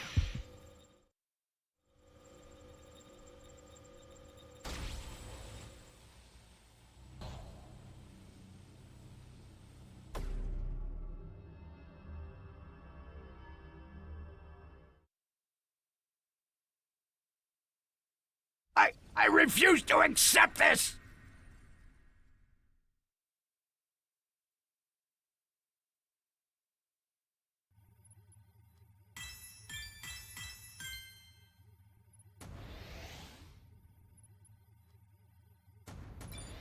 Save-ish. Why are some of these guns so fucking loud? I know it's absurd. It could be because you're getting older and you can't take loud noises anymore, Grandpa. Oof, that's a sick burn. Alrighty then, what did I get out of that? Well, going by how you couldn't buy the debris going to the Pack-a-Punch machine, I'd say it opened up tap. You're right on the money, Obama.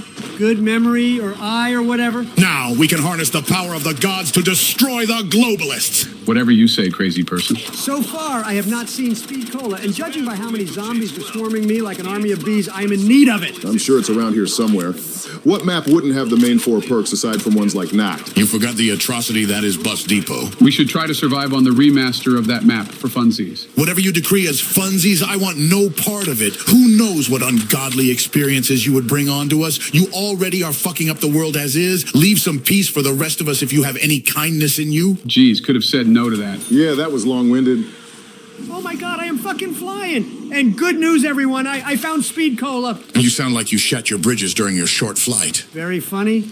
Now you can either come up here to fill these soul boxes with me, or you can stay the fuck away from me. These zom fuckers are coming down like hailstorm missiles. We're gonna need a lot of firepower amongst the 4 of us. We all have papped guns, so it shouldn't be an issue. Now, ammo, on the other hand, that will be an upcoming issue. I hope we don't stay on this map for too long, or else it'll be a nightmare to complete even one round. I hope to be done by round 30, but if this map has a viable ending, it might cost a lot of coin to leave. I never thought I'd say this, but I'm glad I got zombies coming up here. Been waiting for so long for them to start jumping up so I can fill the soul boxes. We'll just do some cleanup down here while you do that. What's with all the sass coming out of you? Because I'm not the one explaining everything to the audience as if they weren't paying attention. I'm pretty sure this is going to get cut up a lot for time because I'm sure we're close to the hour mark on this session. Holy shit, the zombies are goddamn athletes when jumping onto the toilet. They were able to jump down from heights that would cripple or kill a normal human, so that isn't too strange. I couldn't see any of the Walking Dead zombies doing that. What the fuck is making that goddamn farting noise? Sorry, that was me. I had a couple chili cheese burritos from Taco Bell. It definitely came from something on this map. Maybe filling those soul boxes opened up something? It better be straight to the viable ending. I don't hate this map, but I don't like it either. Where the fuck did I end up? Did you teleport somewhere? The globalists made their move. They took Donald to a discreet, unknown location. I jumped into the toilet towards a red glowing light, and then I ended up in some dungeon or something. And of course, the windows beside me are wide open, and the zombies are gonna pour in like water. We would love to help where you are, but we have zombies coming at us like hungry dogs. I'm getting the fuck out of here whenever I can. There's probably something to do there, but it's too cramped to figure it out right now. Of course, this map creator is known for quantity over quality. No time to breathe or think. I'll take a closer look when things die down. I'm back in, found a door that cost as much as a millennial student loan debt, and holy shit, that thing is huge. I'm guessing you found the boss or something. Not really, but it's telling me to fill up the soul boxes around it to escape. We'll get to work, Scrappy. We need to leave this place before it becomes another thing to celebrate on Remembrance Day. Not sure how that makes sense, but yeah, we'll be out here killing the ones that spawn here, and you should be okay in there. The reverse Tom Sawyer effect, I see it now. Ah, shit, this is probably where I go down, and yep, there it is. You fuckers are so goddamn lazy. If I had at least one other guy here, I wouldn't have gone down. Oh yeah, you're the type to trip the slow person when running away from enemies. That doesn't change the fact that I'm all alone in here and you three are out there fucking laughing it up. I mean, if you've completed the objective to open up the ending, you don't need to be in there anymore, really. Except I gotta spend thousands to get my shit back, as well as pap a couple guns, so I don't run out when building up the points to leave. Well, whatever the amount is to leave, I'm fucking broke, and it looks like we'll be here a while. That's unfortunate and all, but at least now you don't have to hunt down any more soul boxes, right? Yeah, soul boxes can be very tedious. Not sure why people keep using them, but I guess it's better than shooting things you can barely see or are very far outside the map. The only reason I wanted to leave at around round 30 is because I can already tell this will be a tiring editing session for the editor to deal with. Why would you feel bad for someone who went out of his way to disrupt your Mario Party win streak? It's just a video game after all. It's not going to affect my life, really. It's not like he killed my family or put flaming dog shit on my doorstep. Do people still do that? I swear that was a 90s and early 2000s gag. Wow, this shotgun's pretty good when unpapped. It's like if the Spaz 12 had a bit of an upgrade. Trust me, if you ever want to get out of here, shotguns are not the way to go. You got about 5 minutes of fun out of that thing until you realize that you're not gaining much out of it. If we were just meant to survive, then it'd be a different story. Alex just loves to draw things out, doesn't he? He did draw out the whole thing about Sandy Hook being a hoax, even though it's not. A point gun is definitely needed to be able to leave faster. Or that I can just get the Mark III ray gun and be the happiest man alive right now. Oh, so you can claim the whole election was rigged, but getting the Mark III out of the box when you could have gotten some paperweight isn't rigged? I sense a bit of elongated hypocrisy coming out of the red. Here we go again with the whole rigged thing. I wonder what the auger turns into when papped. I swear we'll never leave if Donald keeps papping guns and wasting points.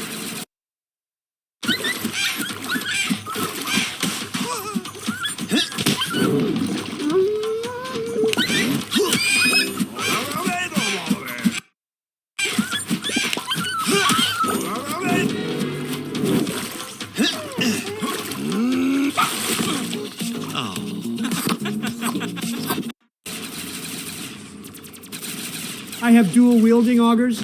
I feel like Christmas came early. With the amount of points you're wasting to put an AAT on it, that's definitely a true sentiment. Well, it wouldn't hurt if he got turned on it. It would save on ammo, definitely. Oh my fucking God, these things fucking shred when you got infinite ammo. I feel like those George Washington posters where he's wielding a death machine right now. Well, you better make it count since you'll need 500,119 points to leave. Why do they have to make the ending so expensive? Just look at yourself in the mirror and ask yourself that. Inflation. Which now that I've glanced at all of your guys' points, why aren't any of you getting the ending? You all clearly have 3 times more than what it wants. Never thought of doing that. I don't really have an excuse for it either. Wouldn't it be better if you saved the day for all of us? You wanted to beat me in Mario Party, but couldn't. And now you have the chance to feel great about winning this time. Me? I don't feel like doing it. Not motivated. All I'm hearing is a bunch of bullshit. Fine, we'll waste a bunch more time here because you 3 don't want to step the fuck up and end the map. The fact I am now relying on wall guns to finish the map is kind of sad.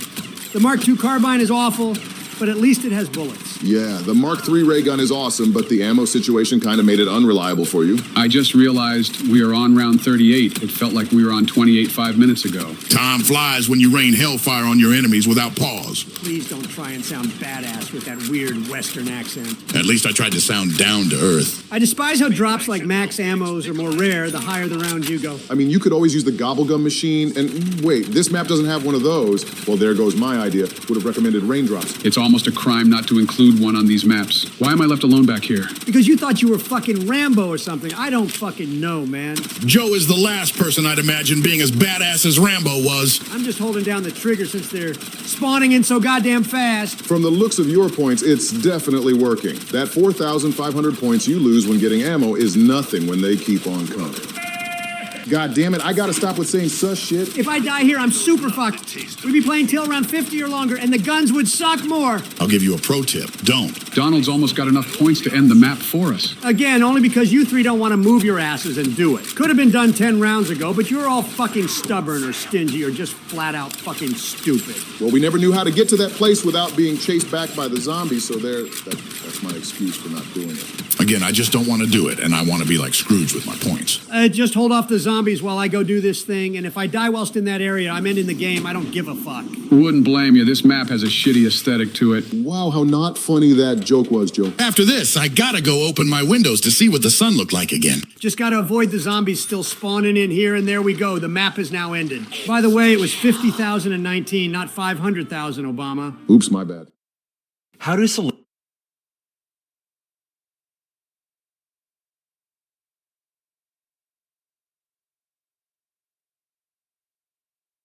Ended. By the way, it was 50,019, not 500,000, Obama. Oops, my bad.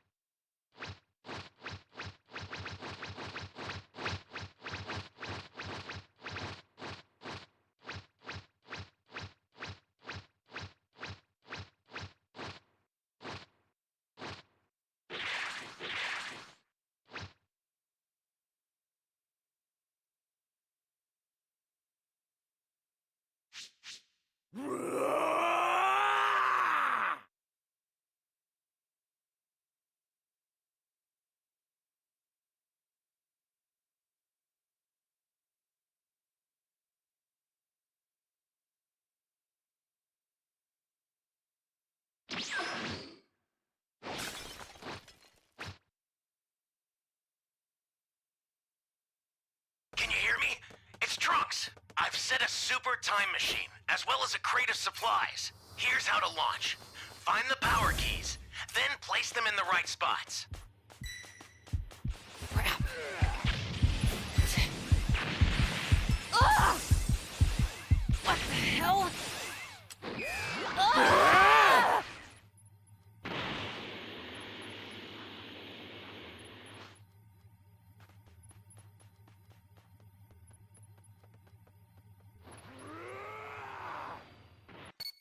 You found a power key. Go slot it.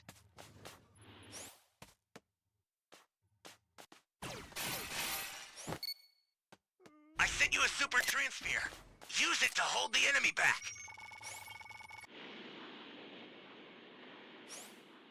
Jeez.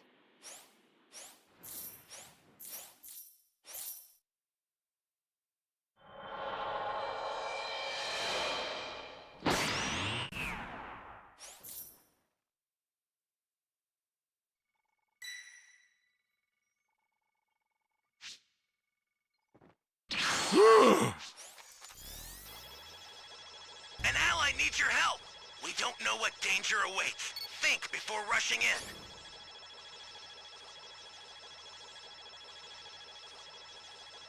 Hang in there!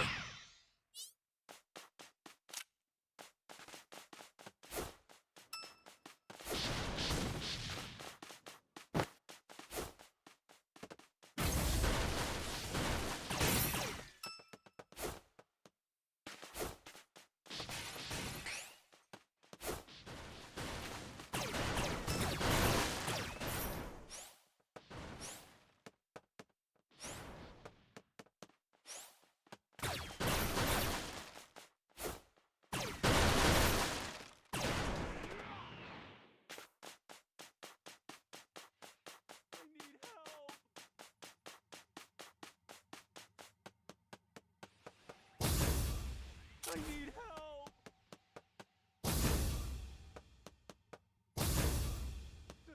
Someone! I need help! Ally down! If you intend to rescue them, watch out for enemies. You're a big help!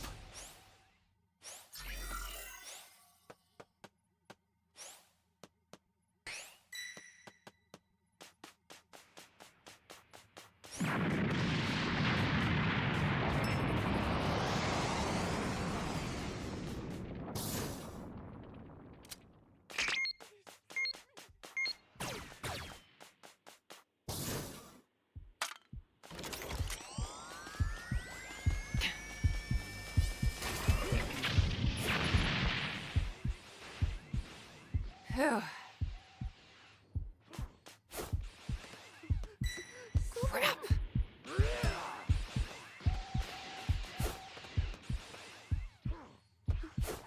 Someone! Phew.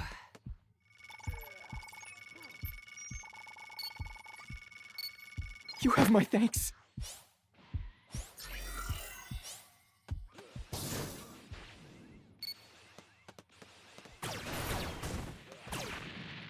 Great! You know what to do with that key. Hey, great! You found another power key. Use it quick!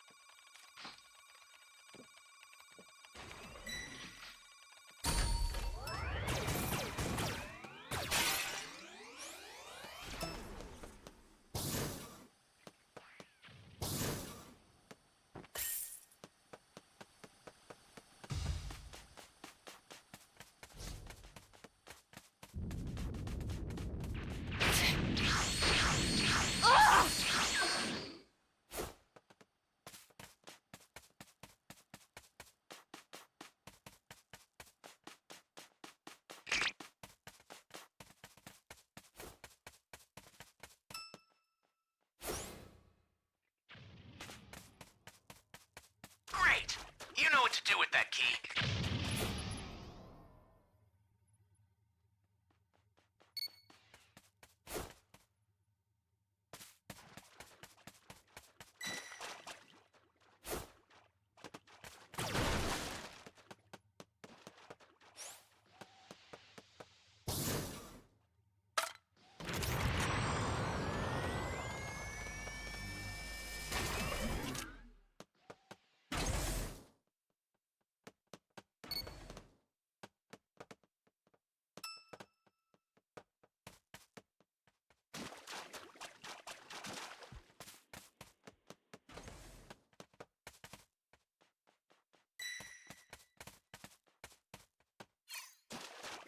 I sent you a super transfer. Use it to hold the enemy back.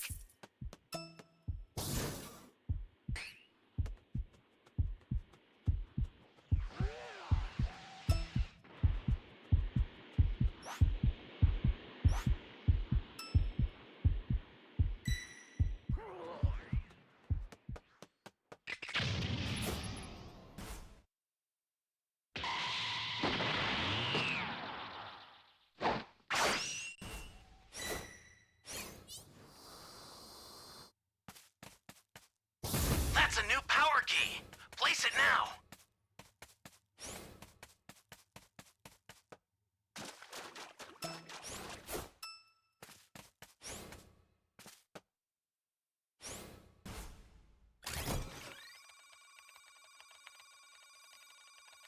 This is bad. Somebody's down. Exercise extreme caution if you're going to help them.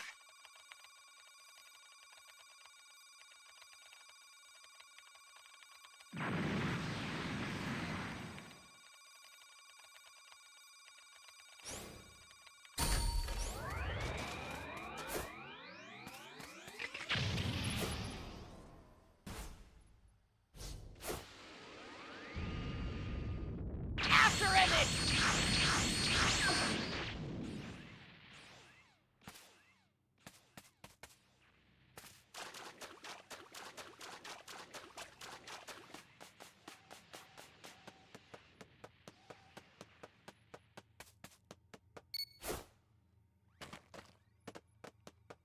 Access the startup system from the central area.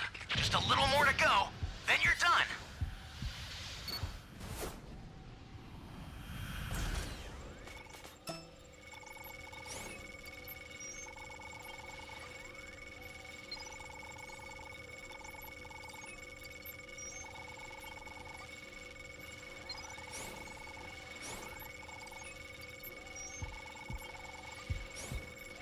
An ally needs your help. We don't know what danger awaits. Think before rushing in.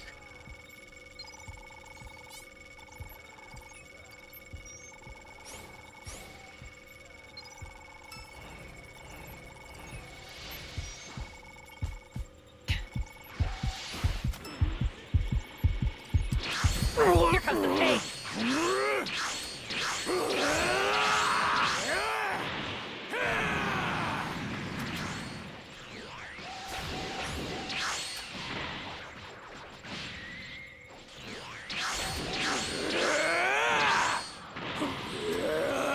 I'll send some supplies to help.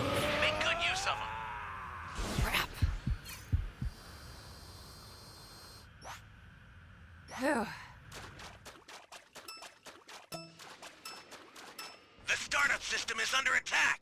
Stop it if you can, but retreat if you need to. Got it?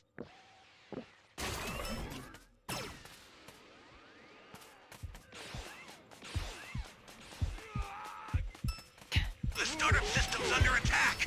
It's dangerous, so tread carefully if you want to get closer.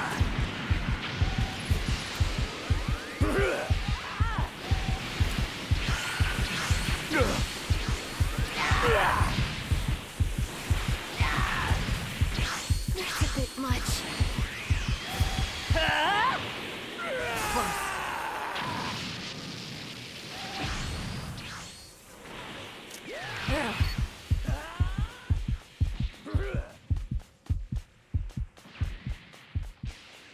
Phew.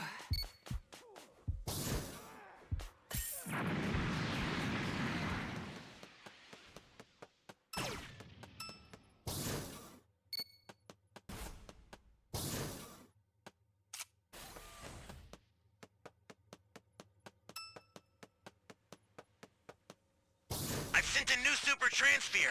Sorry, that'll have to do for now. The startup system's destroyed. The escape time machine's almost prepped. You need to head for the beacon that's indicated by a blue light.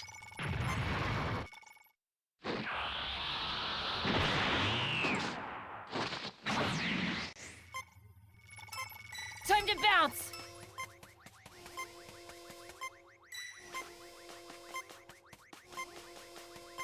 What the hell? I've sent the escape time machine. Use it to get out of there. The escape time machine is back. Whenever you have a beacon, you can call it again.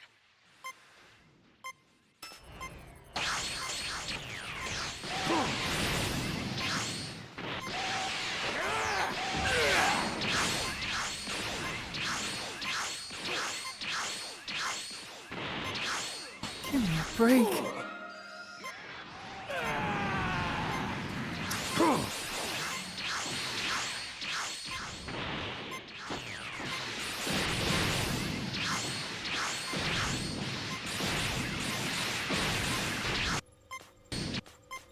Whoa.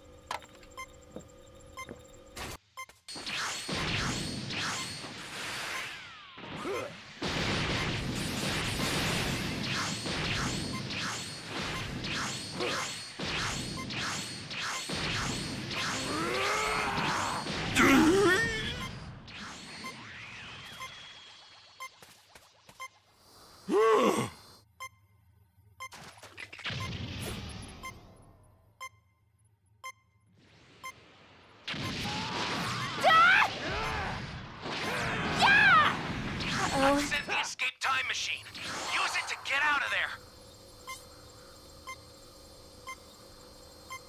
The escape time machine is back. Whenever you have a beacon, you can call it again.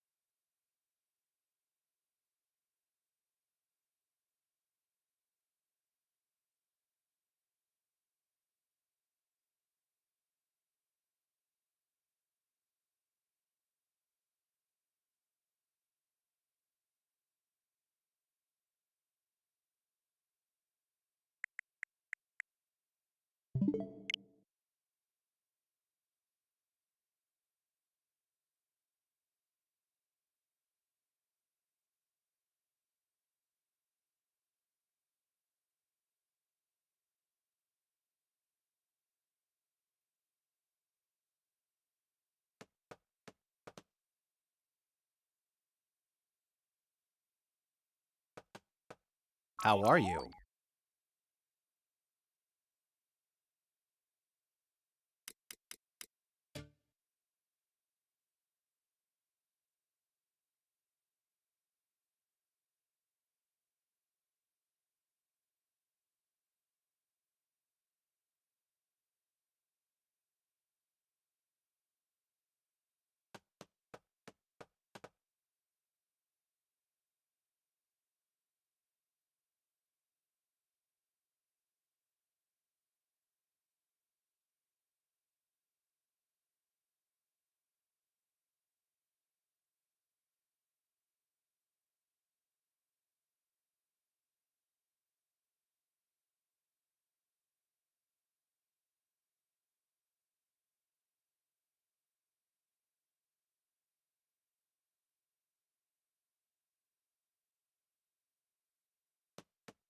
Hello there.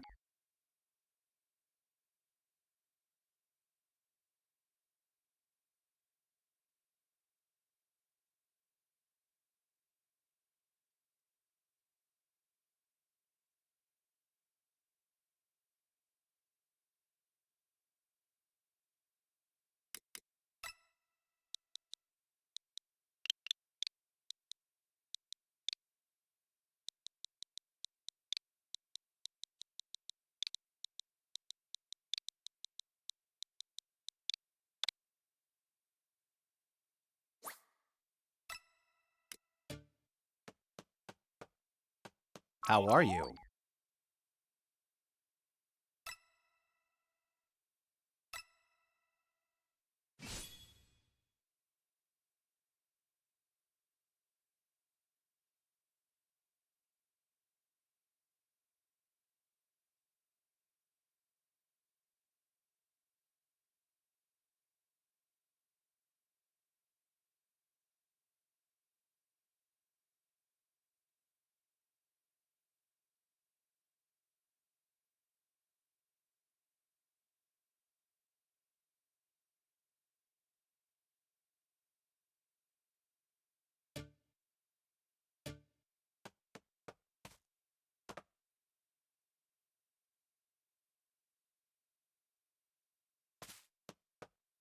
How are you?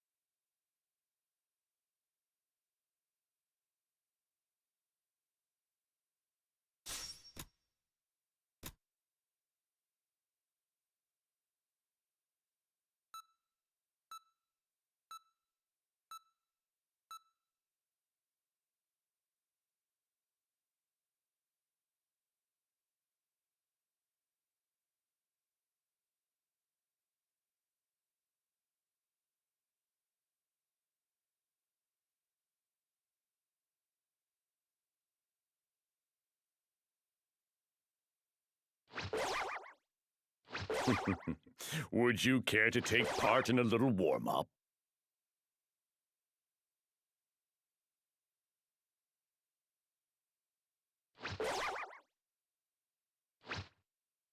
We'll see about that.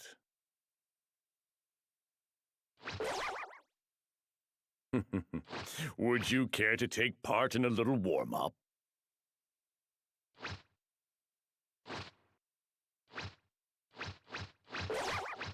Well, that dealt far more damage.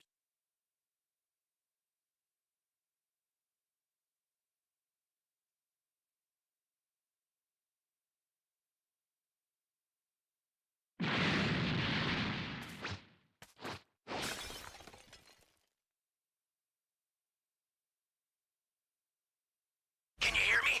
It's Trunks. I've set a super time machine, as well as a crate of supplies. Here's how to launch. Find the power keys, then place them in the right spots.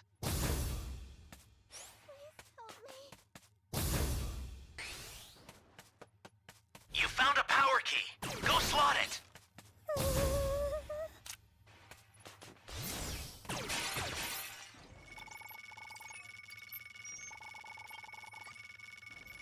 Thank you very much.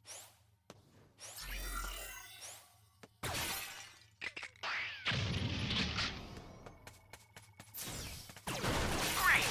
You know what to do with that key.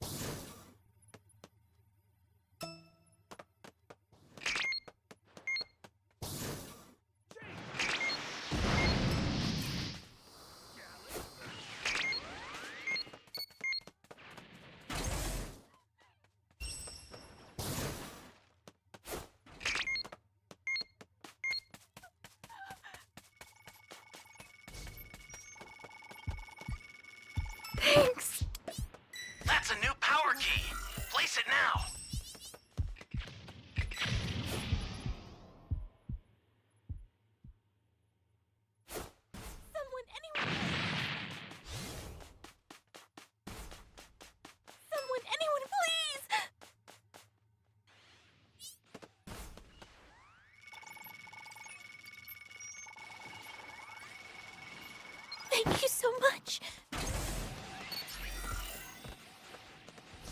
You've got all 7 Dragon Balls.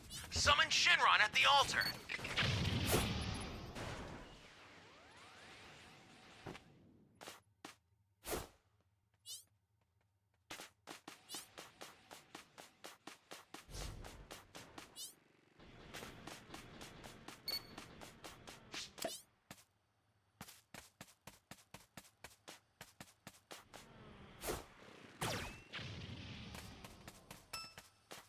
This is bad. Somebody's down. Exercise extreme caution if you're going to help them.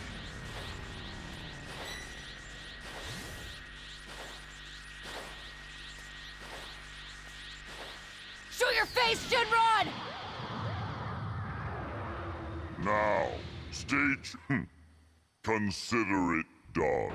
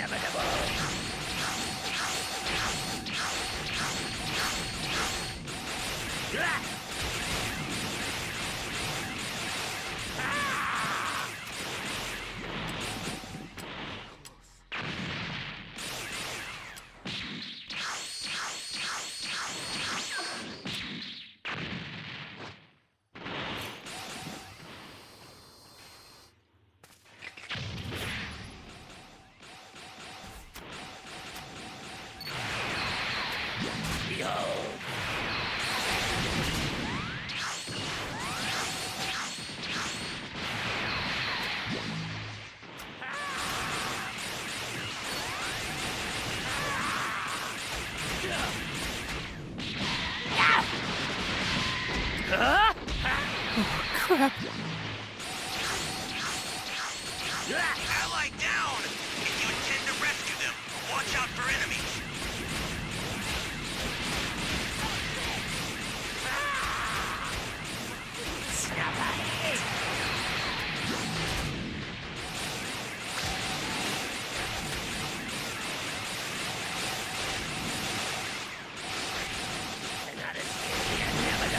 Cocky little worm!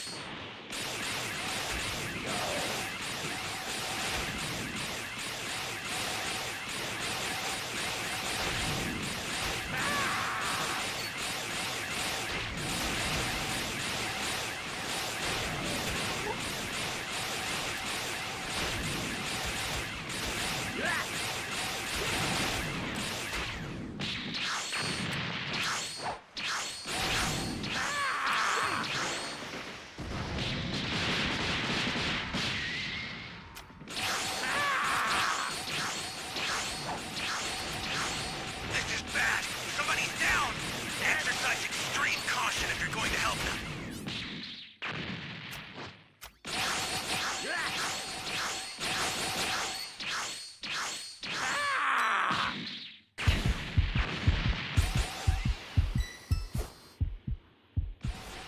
Access the startup system from the central area.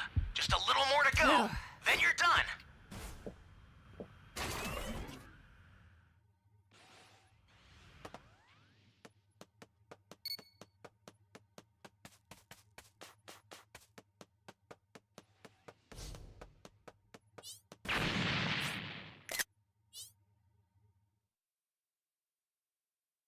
Impossible.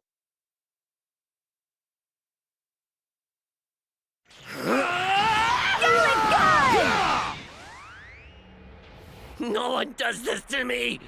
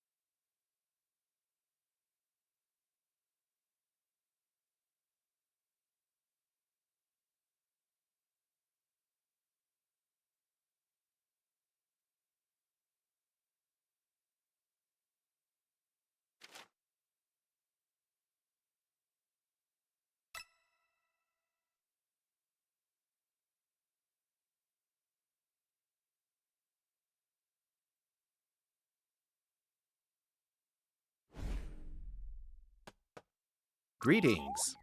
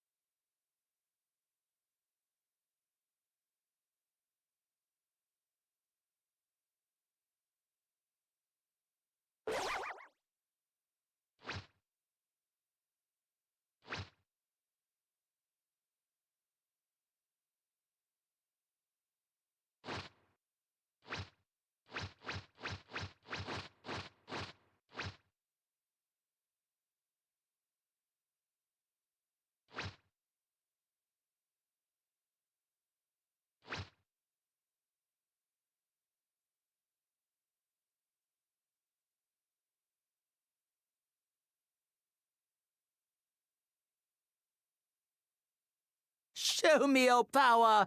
Don't hold back.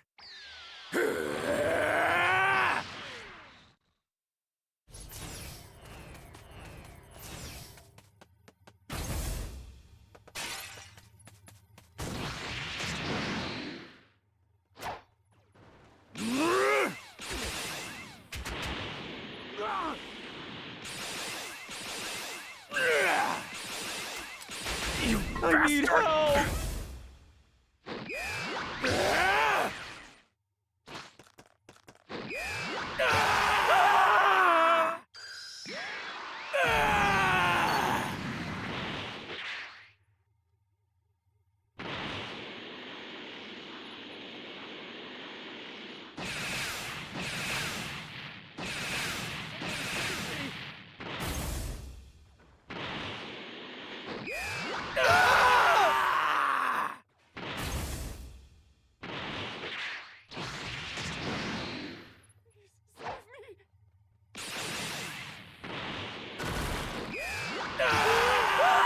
Someone save me!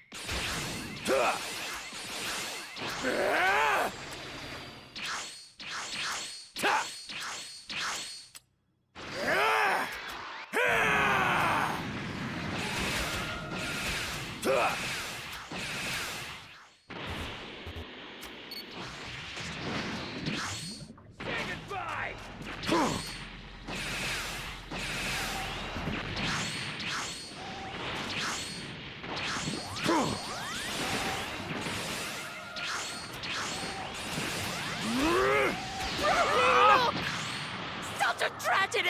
Your father has been killed!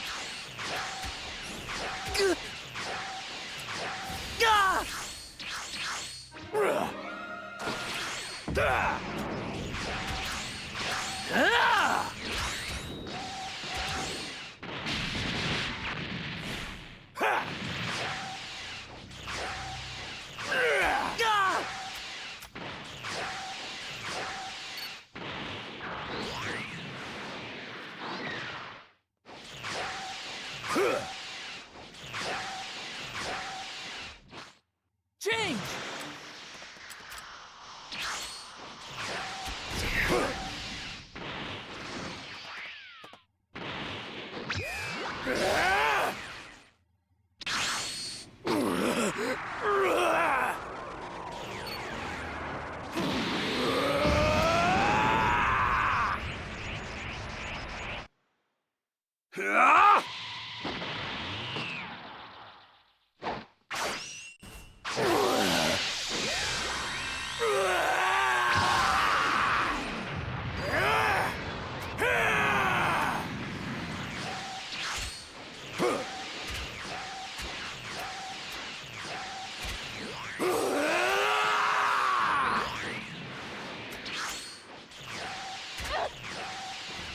Let's go!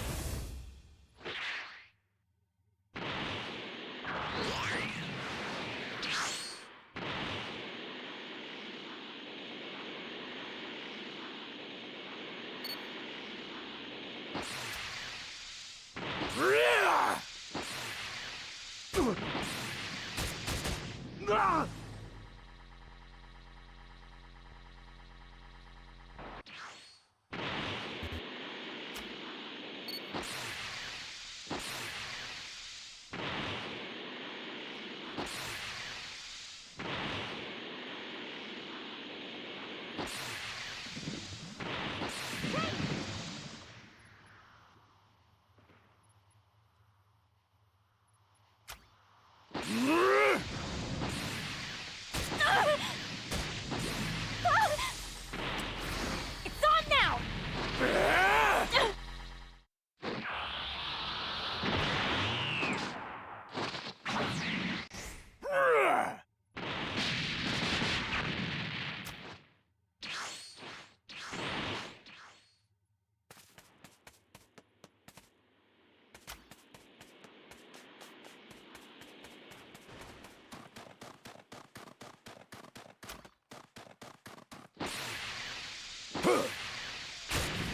Here goes nothing.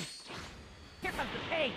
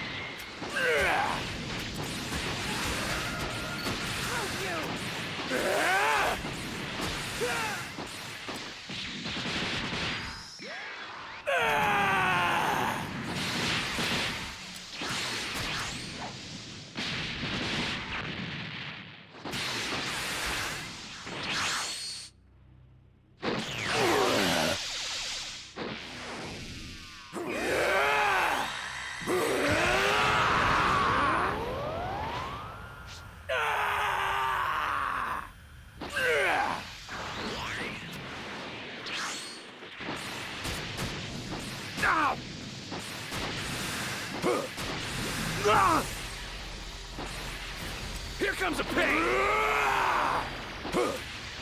Let's go!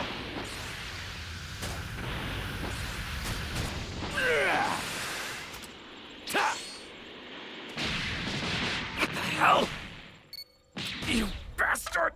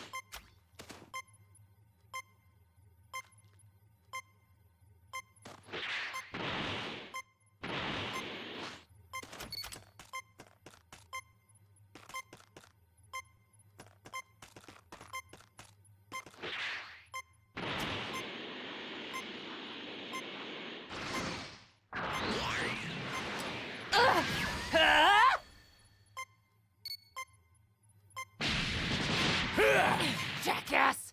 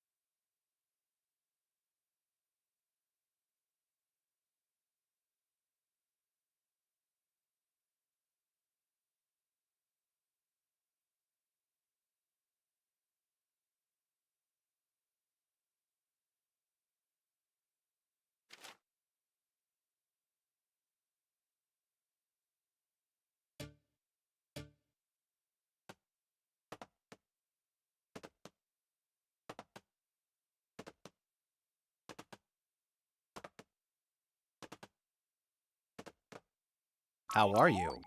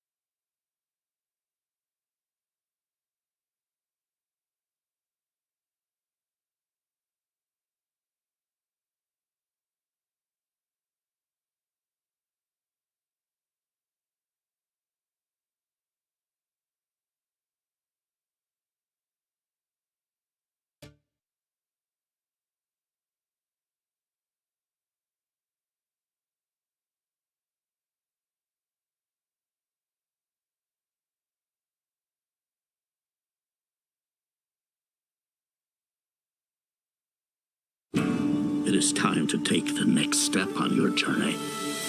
I'm not going to be the Dragon Warrior anymore? You will advance to spiritual leader of the Valley of Peace. Inner peace. Inner peace. Keep your surf off my turf! Dinner, please. Dinner with peas in a sesame soy glaze. This is not working at all. Tai Lung, big fan. Once I possess the kung fu of every master villain, no one will dare question my power. Not even the great Dragon Warrior. Who's that? The most powerful shape-shifting sorceress, the Chameleon. How do I find this, the Chameleon? I'm gonna lead you right to her front door. It was against an army! Then we'll just have to get an army of our own. What is this place? The best crooks and criminals live here. You're a wanted criminal? You sound surprised. Is it surprising? Now you kids be careful of those fireworks. Violence makes our tummies tingle. Why should we help you? We can take down the Chameleon together.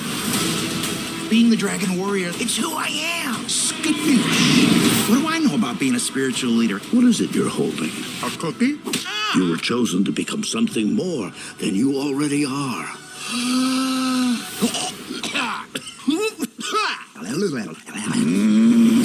How should we do this? Quick and painless? Or slow and painful? Slow and painful.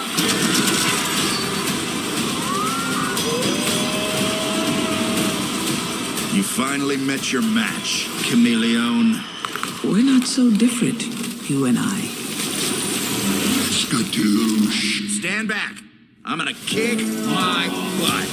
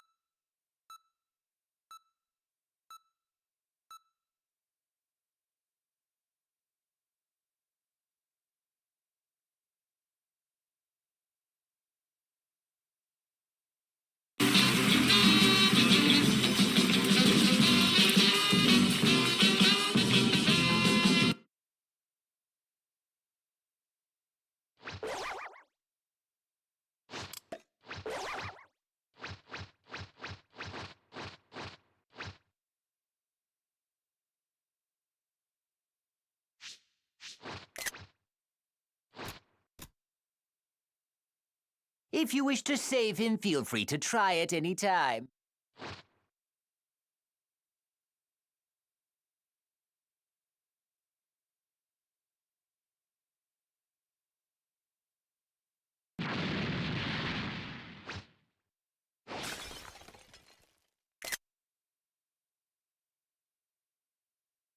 Can you hear me? It's Trunks. I've set a super time machine, as well as a crate of supplies. Here's how to launch. Find the power keys, then place them in the right spots.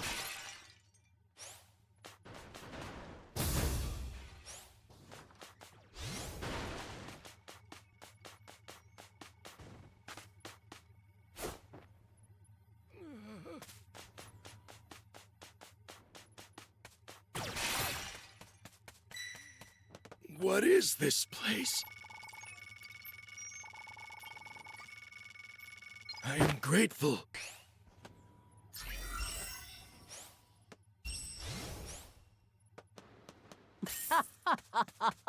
I must say I'm actually rather excited.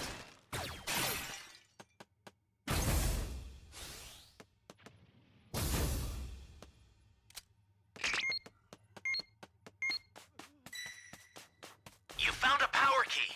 Go slot it.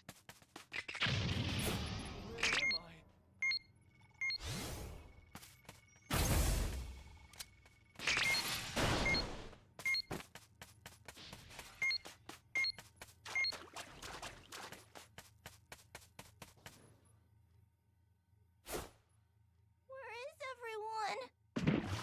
There you are.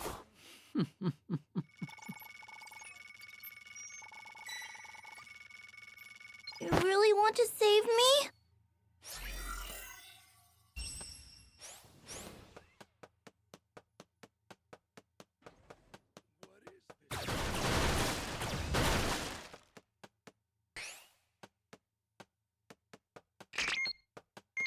What is this place?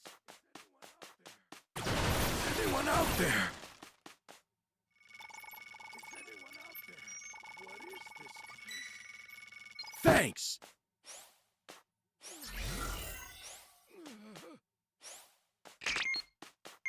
What is this place? Great!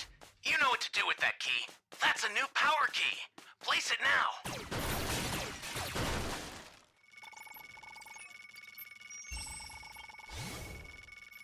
I am grateful.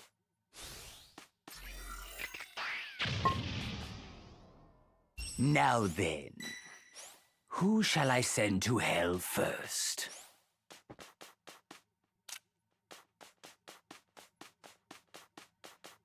Time to bounce! Give me a break!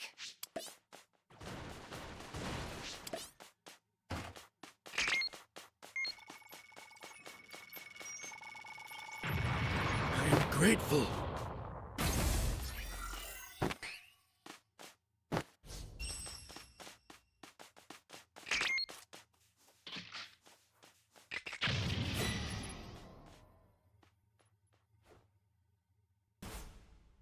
I would say my power level is over 1. Great! You know what to do with that key.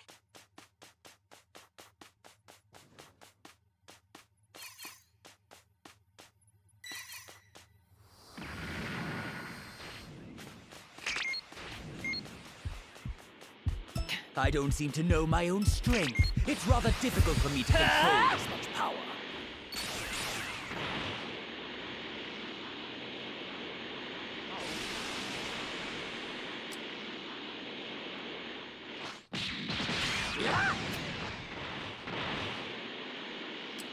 You simpleton!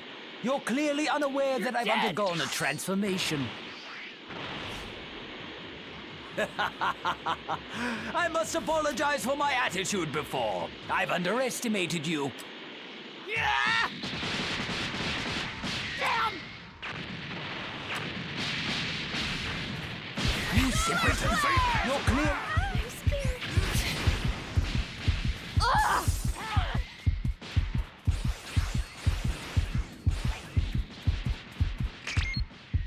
Do try to survive, would you? I wouldn't want my fun to end prematurely. Phew.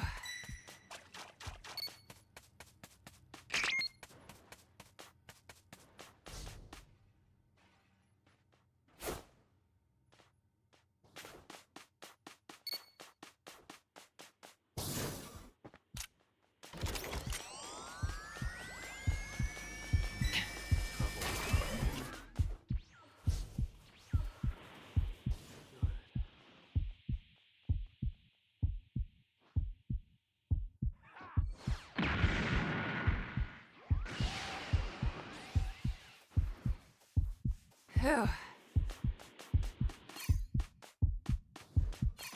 Crap.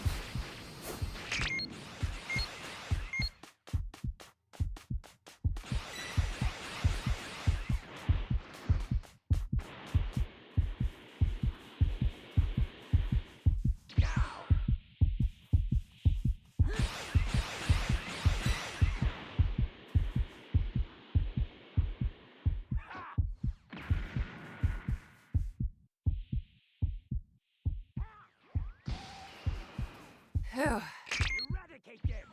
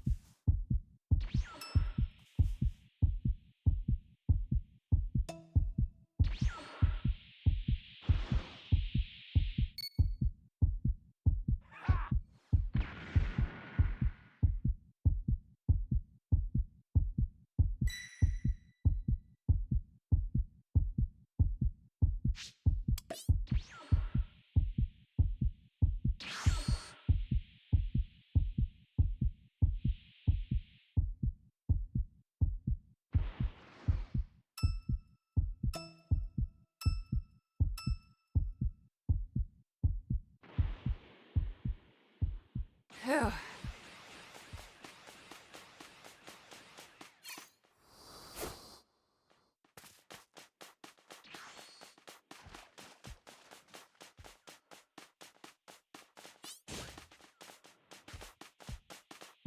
You've got all 7 Dragon Balls. Summon Shenron at the altar.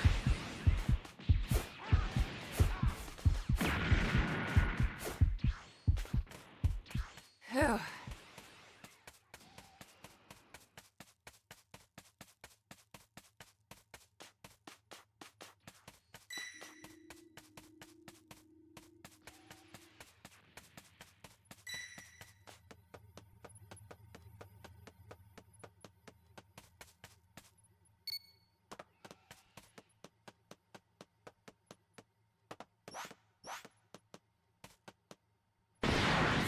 This is gonna hurt!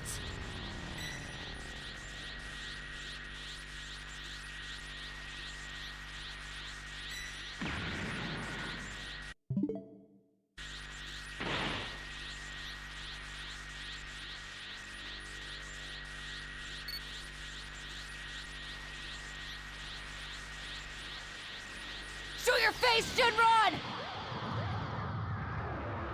Now it shall be done. I will grant your wish. This is gonna hurt!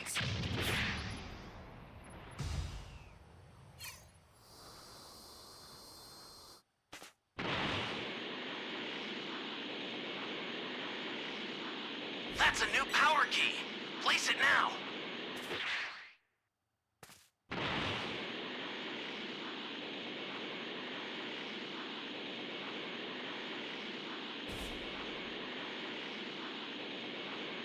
Ally down! If you intend to rescue them, watch out for enemies.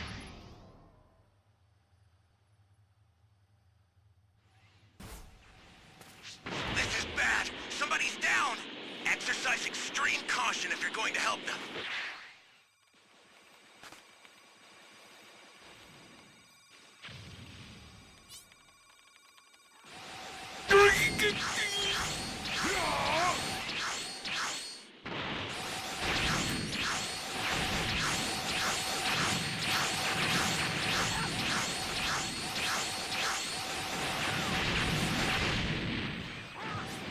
The startup system for the Super Time Machine is ready.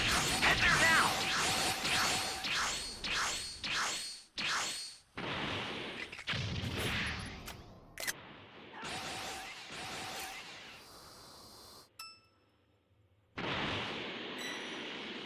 Ally down!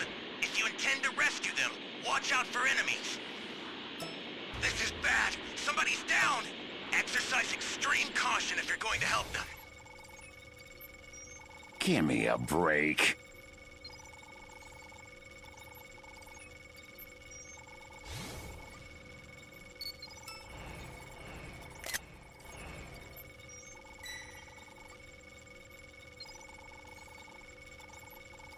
Ally down! If you intend to rescue them, watch out for enemies.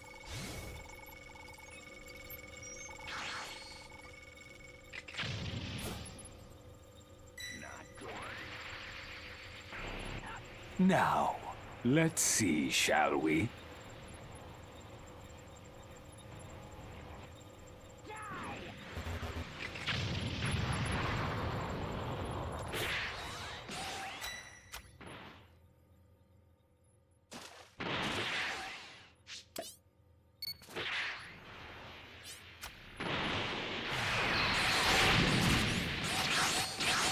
I'll send some supplies to help.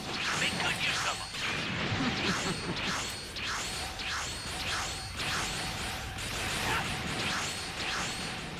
An ally needs your help.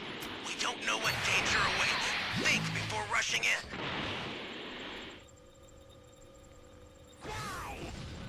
I certainly...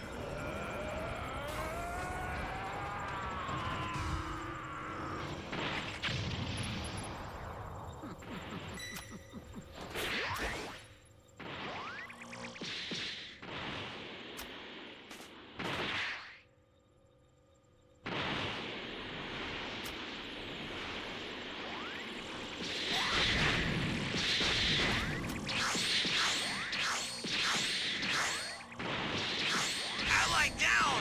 If you intend to rescue them, watch out for enemies.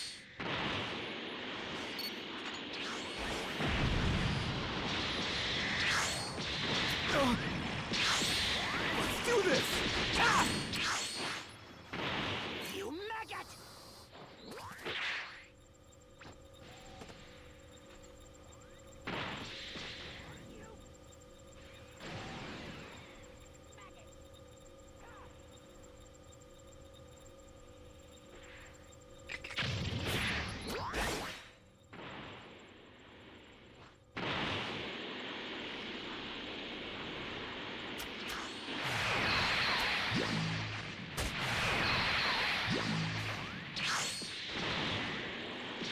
This is bad. Somebody's down. Exercise extreme caution if you're going to help them.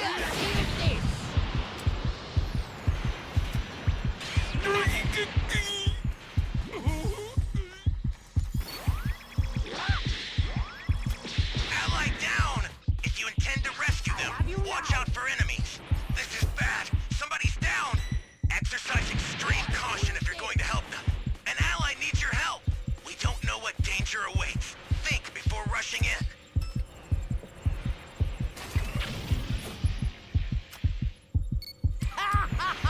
The startup Screw system is you! under attack. Utter nonsense. Stop it if you can, but retreat if you need to. Got it? Maggot! Ugh! Screw you!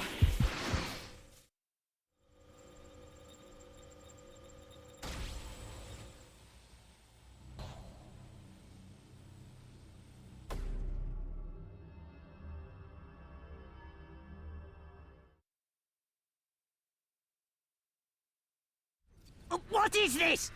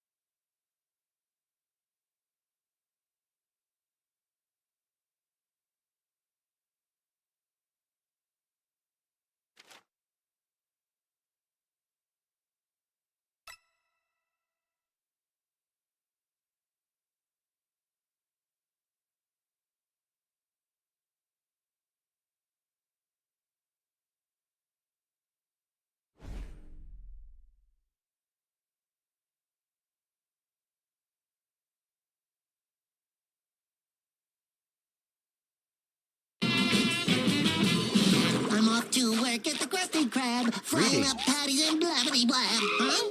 That's new. Strange place to park a car.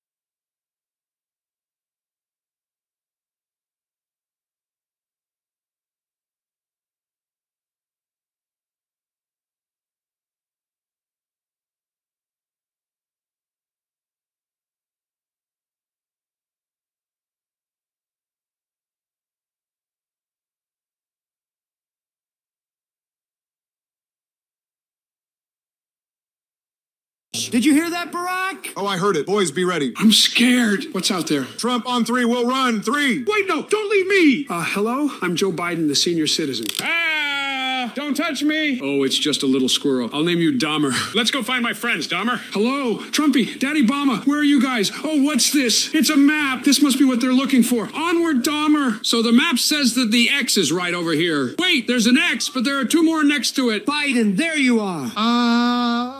Joe, there's a squirrel behind you. That's Dahmer. Now, what are you guys searching for? Well, Joe, we're searching for the thing behind you. You're looking for Dahmer? Joe, on the count of 3, we all are going to run. Wait. Run. While we're running, I gotta tell you that we have the opportunity to launch a real-life plushie of Presidential Buddy, but we need 200 people to donate $2 each. You'll find the link in my bio.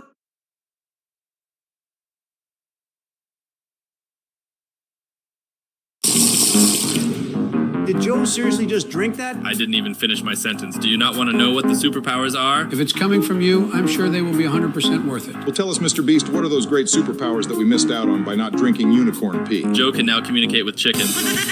Did I just drink unicorn piss just so I can talk to chickens? LMAO, what a loser. Try it out. Talk to Becky the chicken over here. Yo, what's up, Becky? Yo, what's up, Nick?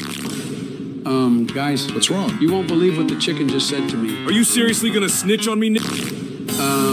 Joe, is everything all right? The chicken is saying some very racist words. Come on, Joe, please. Don't snitch. What is it saying? The chicken is saying the N-word. I just found my new favorite animal. What is it saying? Come here, you little crap. Would you drink this unicorn pee if it...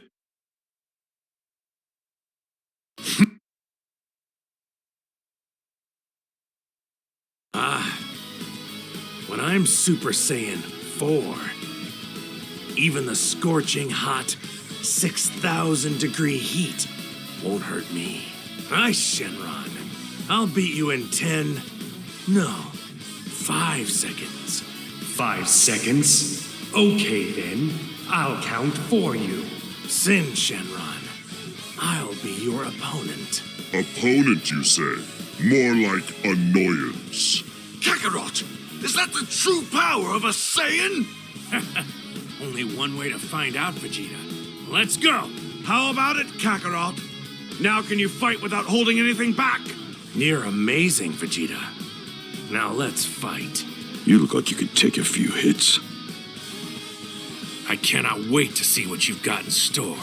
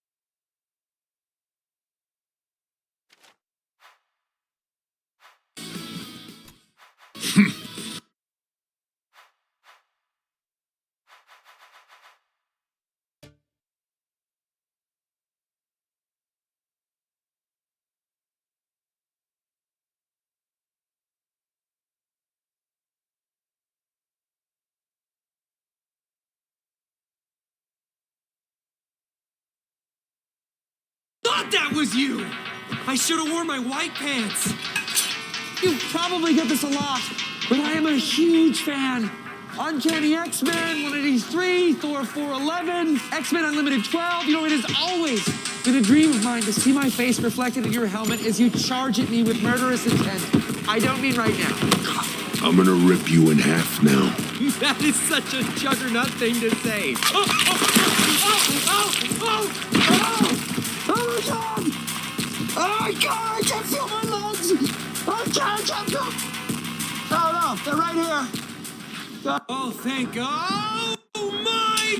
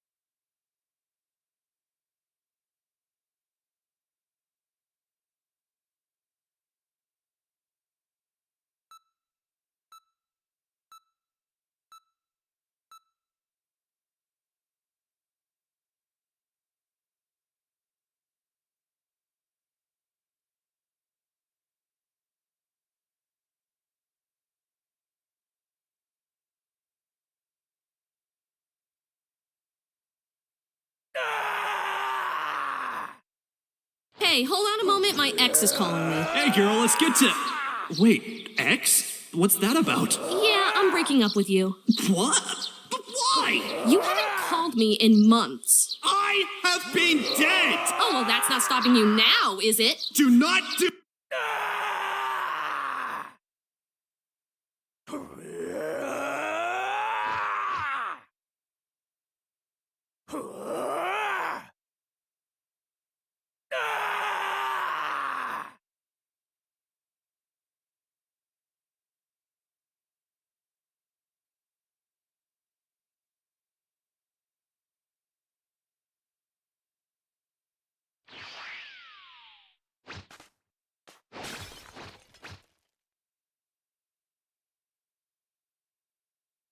Can you hear me? It's Trunks. I've set a super time machine, as well as a crate of supplies. Here's how to launch. Find the power keys, then place them in the right spots.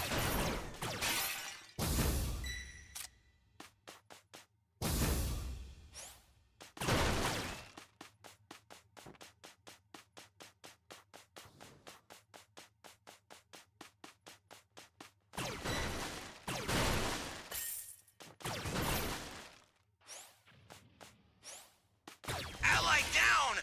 If you intend to rescue them, watch out for enemies.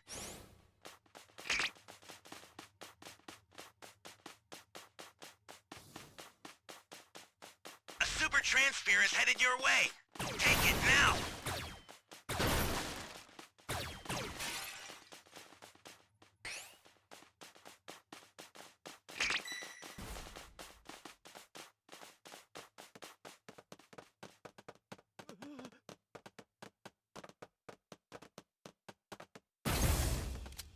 An ally needs your help.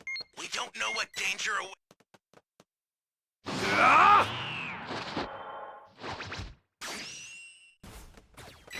You found a power key.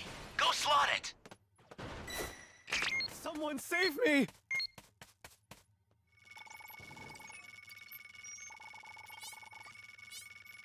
You be careful too, okay?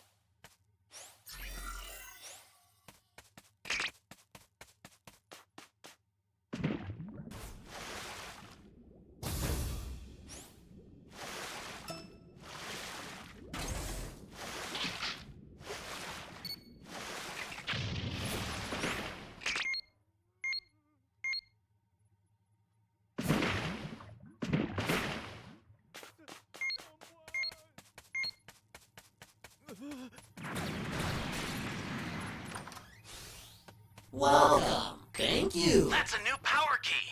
Place it now. You be careful too, okay? Somebody's down. Exercise extreme caution if you're going to help them. Welcome.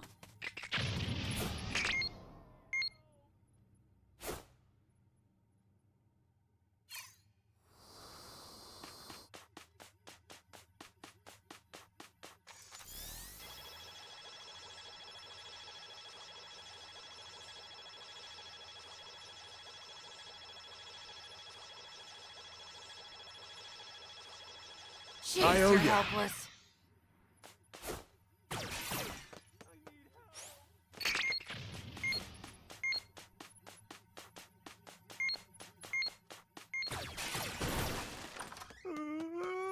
Great.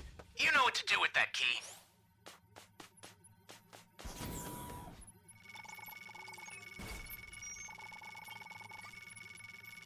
Thanks! Ally down! If you intend to rescue them, watch out for enemies.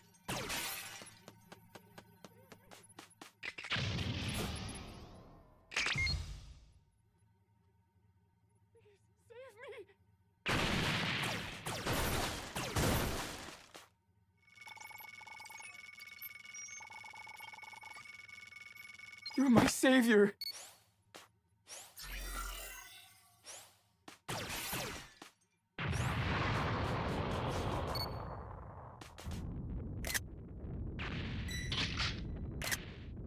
An ally needs your help. We don't know what danger awaits. Think before rushing in.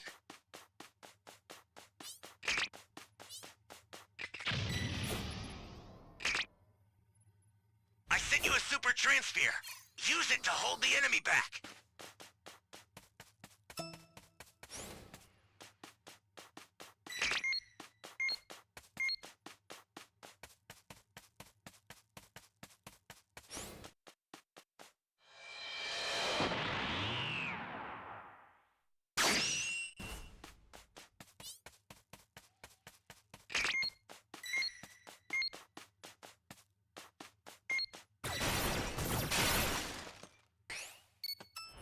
That's a new power key.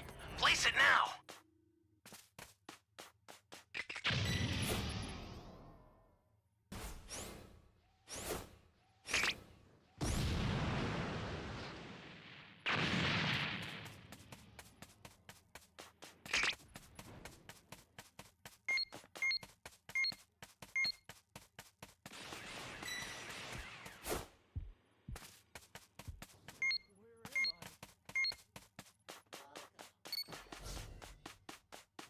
Where am I?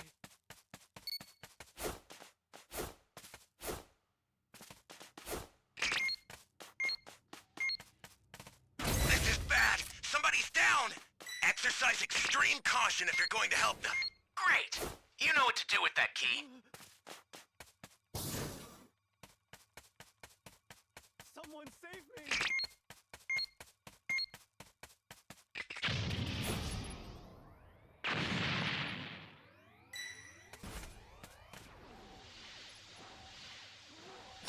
Someone save me!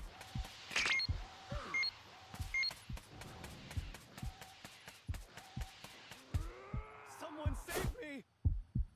They're close. Phew. You be careful too, okay?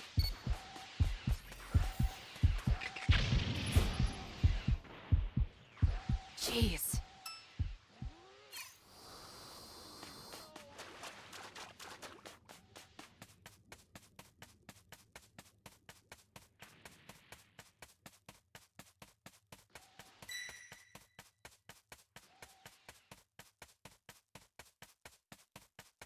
Allied down!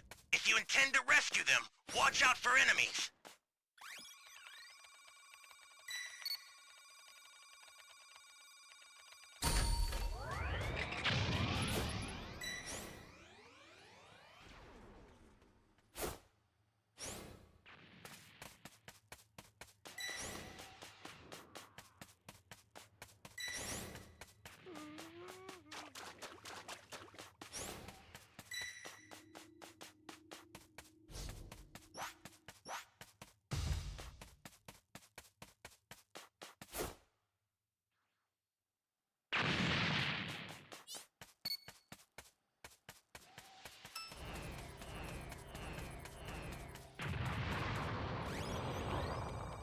This sucks!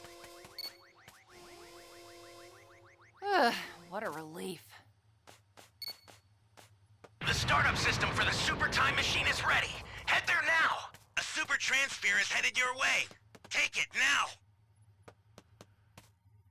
Someone save me! The startup system is under attack. Stop it.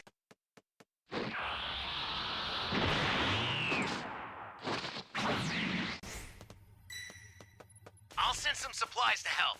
Make good use of them. The startup system's under attack. It's dangerous, so tread carefully if you want to get closer. They're close.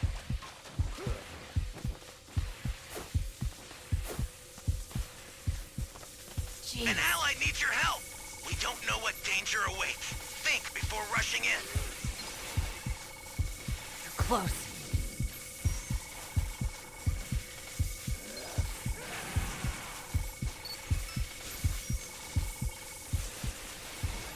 Jeez.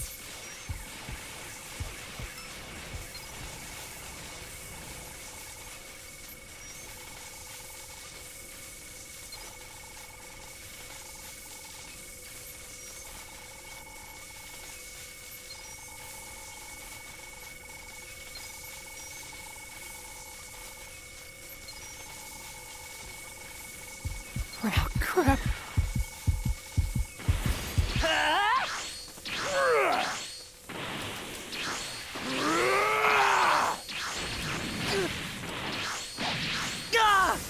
It's do or die!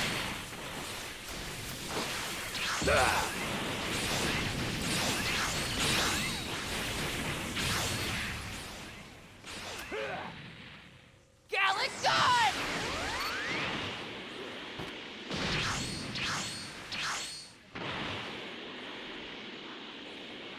This is bad. Somebody's down. Exercise extreme caution if you're going to help them. Close. After him!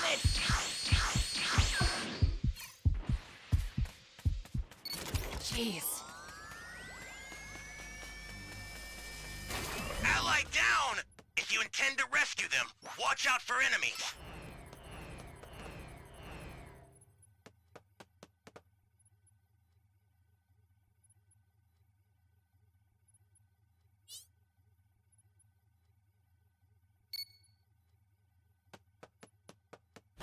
The startup system's destroyed. The escape time machine's almost prepped. You need to head for the beacon that's indicated by a blue light. I've sent the escape time machine. Use it to get out of there.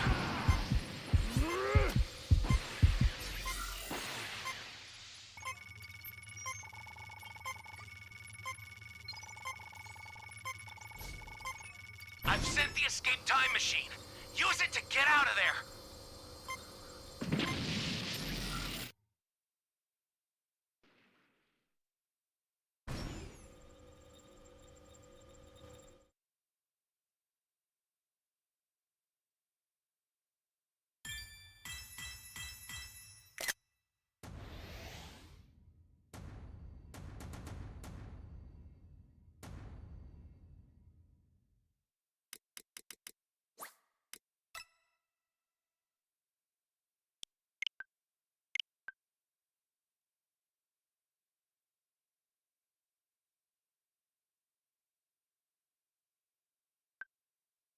Do this right now! Hey, you want to know how this is ending? Hey, Vegeta, want to come live with me? Only if it's got a pool. He's the race Bulma!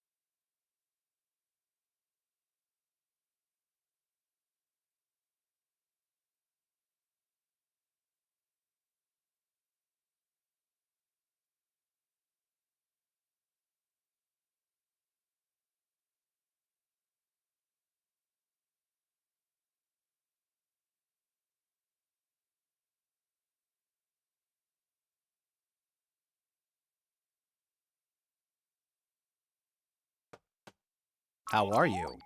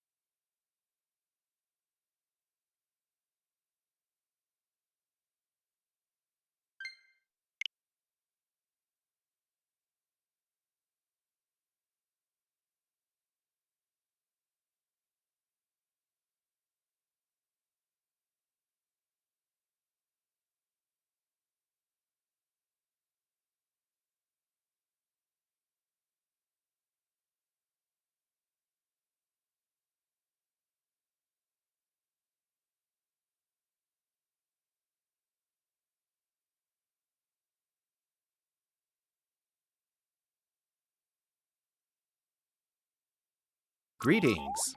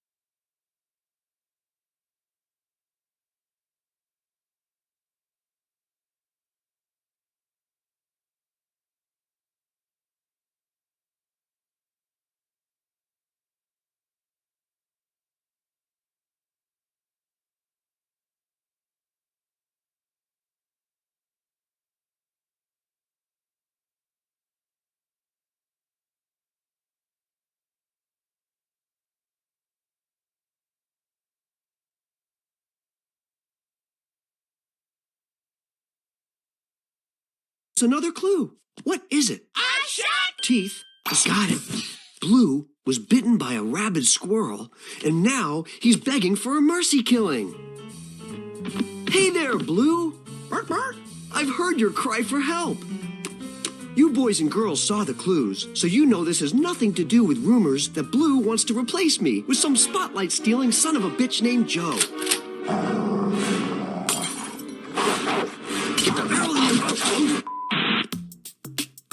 Yo, Gabba Gabba, what the fuck? Hell no! Where's Muno? Foofa, Tootie, Roby, Plex. I must have grabbed the wrong suitcase at the park. You got the money? Yeah, you got the stuff? Where's my powder? Pow! Pow!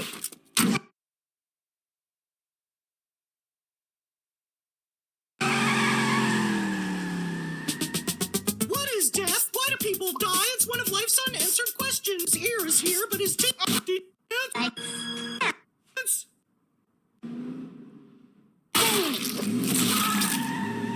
Now, what's up, fellas? I've been looking for you guys everywhere. Oh, good. There's my suitcase. Now I can give this cornstarch back to its right.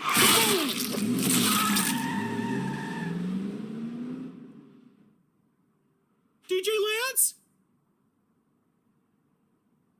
DJ Lance?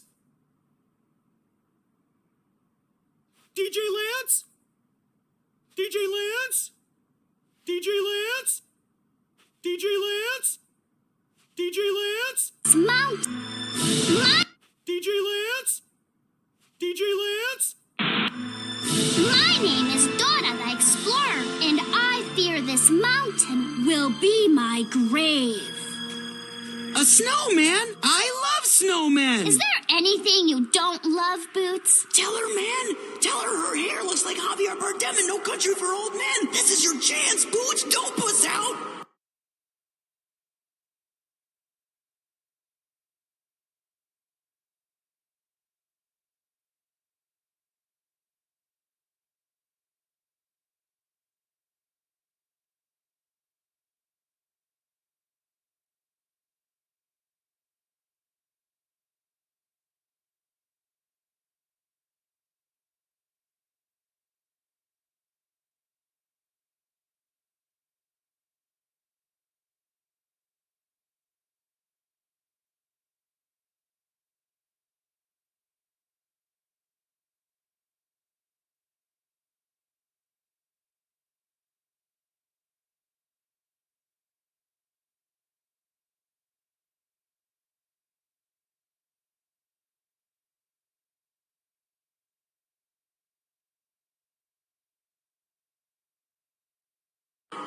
Nope!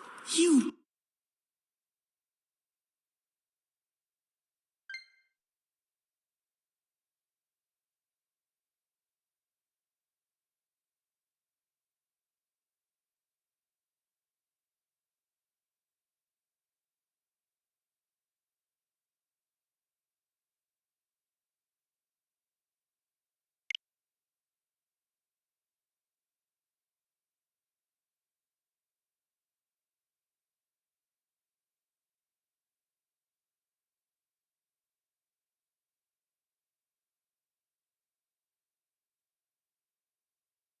Pussy! Nope! You pussy!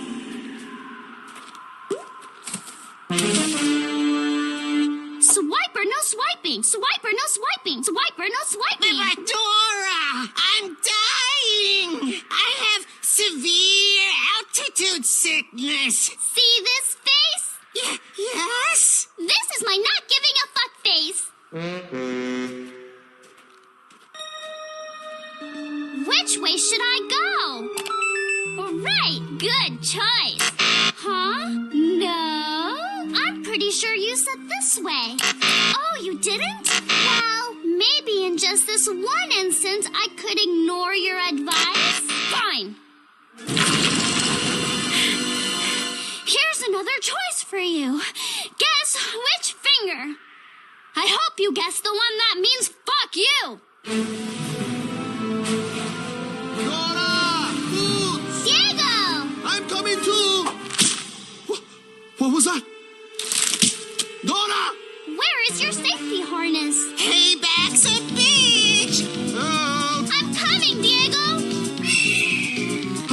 some condors once. Are you here to return the favor? Why didn't we learn from the crocodile hunter? Dora? I can't. Hang on! It's okay, Dora. It's time for me to go, Diego, go. To heaven!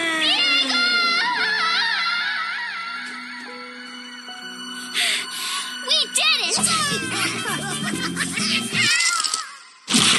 I'm an explorer. Food is food. Help me. Gotcha something. You bitch.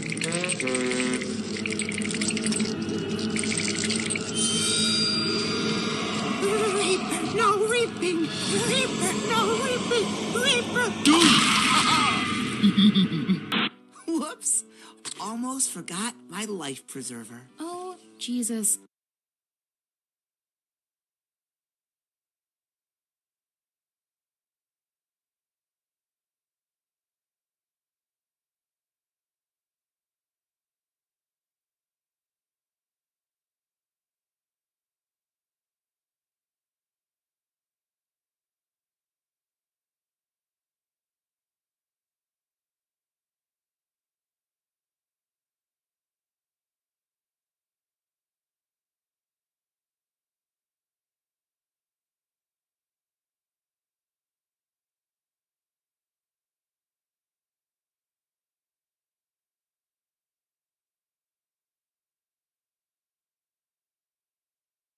I will trap Santa in my box, locked up like Fort Knox, and make him stop my box.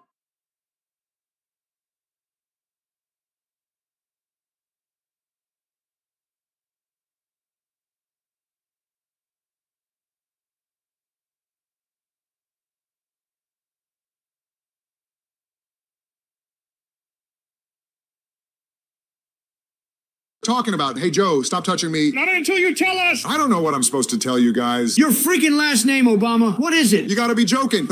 We ain't joking. Tell us before I bring in the kids. Hey, that was not a part of the plan. Look, Obama, just tell us. It's just Obama. Bull crud, that ain't it. That is it. My full name is Barack Hussein Obama. If your last name is really Obama, then let us see your birth certificate. Absolutely not. Just trust me. You're a dirty liar. Tell us your real last name. Obama is my last name. Google it. We already did, and it said Obama. Boom, case closed. Obama, we don't believe that. Just tell us the real one. All right, fine, but you gotta promise to not tell anyone. We promise it. Okay, my real last name is Obama. I freaking knew it. Joey, I win the bet. Rigged. Boys, just a reminder that we can turn me into a marketable plushie. All we need is 200 people to pledge $2. The link is in my bio and the description. Donate or else Joey will cry. Obama, you better tell me what it... They are in jail. I can't believe they actually committed that crime. So what are my choices? If neither of you snitch on each other, you will only serve 1 year in jail each. What's option 2? If Trump snitches on you, but you remain silent, Trump will be set free and you will spend 5 years in jail. Crap. Option 3? If Biden snitches on you and you remain silent, Joe will be set free and you will spend the 5 years in jail. Damn. What is option 4? If they both snitch on each other, they will both spend 3 years in jail. Man, this is the hardest decision of my life. What will Donnie pick? I can't believe they got themselves into this situation. So tell us, Donnie, did you or Joe commit the crime? Man, I don't remember. I need to think about this. There's nothing to think about. Who committed the crime? Man, I don't want to spend 5 years in jail. What if Joe snitches on me? But I can't snitch on him. That's messed up. I have the right to remain silent. All right, Joe. Who committed the crime? Man, I don't remember. I got dementia and stuff. Just a reminder that if Donnie snitches and you don't, you go to jail for 5 years. Obviously, I remember, but I don't want to snitch. But I don't want to go to jail either. So what was the final decision? Obama, stop resisting. Where is Joe and Donnie? They are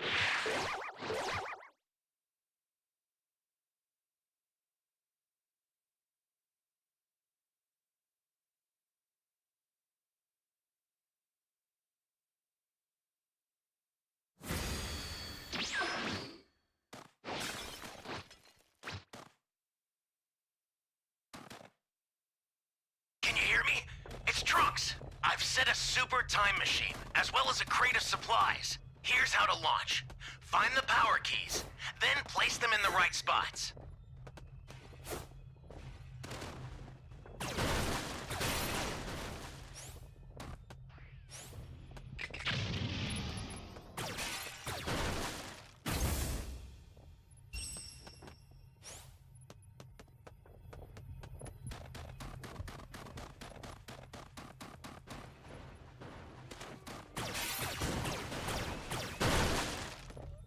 You found a power key.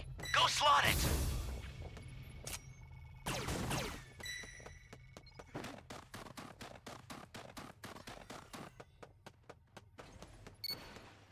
Hey, great! You found another power key. Use it quick.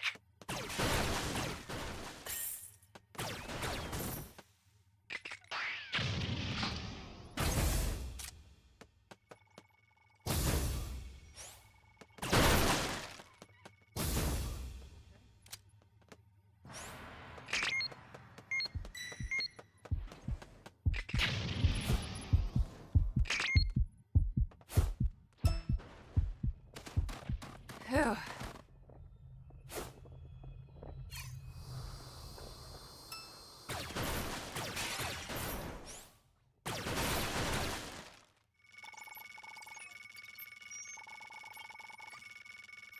Thank you. Thank you.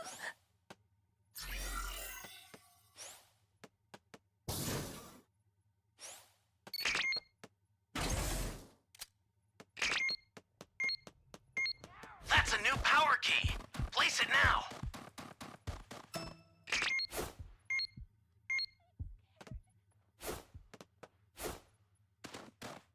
Hey, great! You found another power key. Use it quick.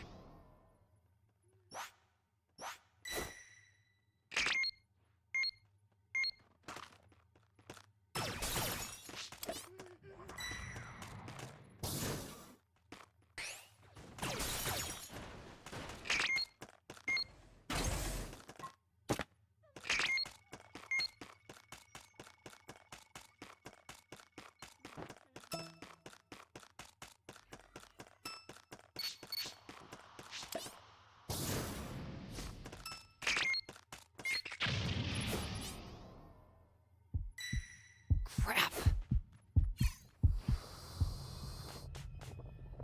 Phew.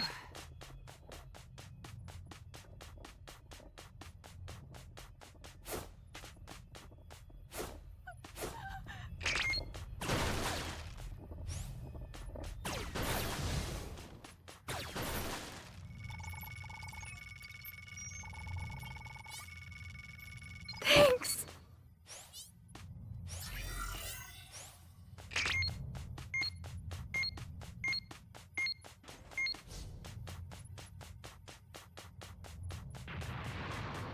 Where am I?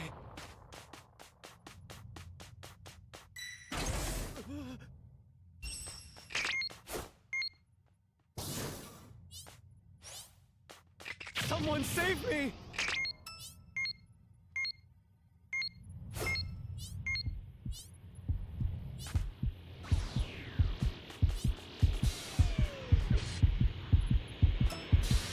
Close. Ugh! This is gonna hurt. Ah! Ah! How's this? Welcome. Whoa.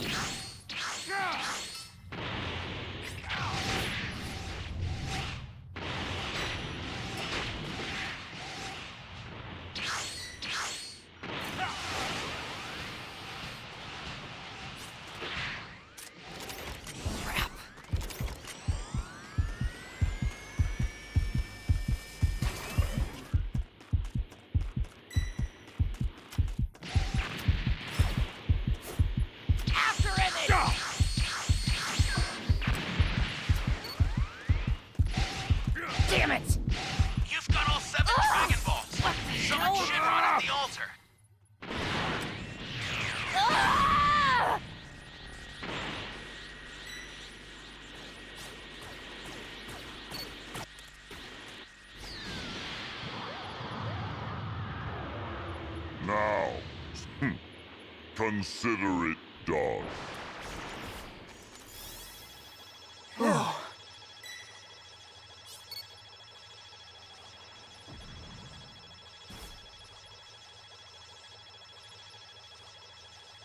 You okay?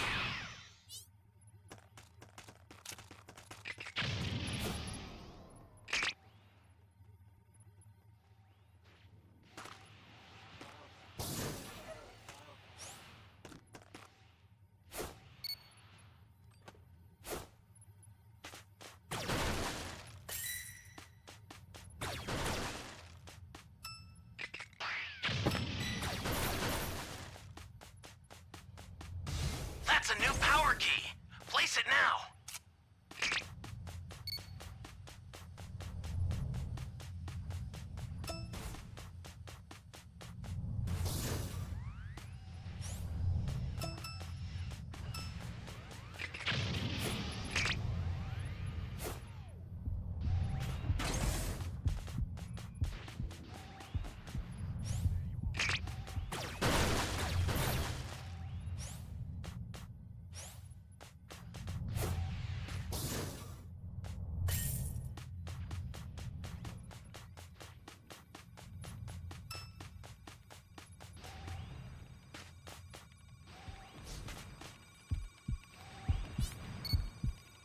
This is bad. Somebody's down. Exercise extreme caution if you're going to help them. The startup system for the super time machine is ready. Head there now. Close. Phew.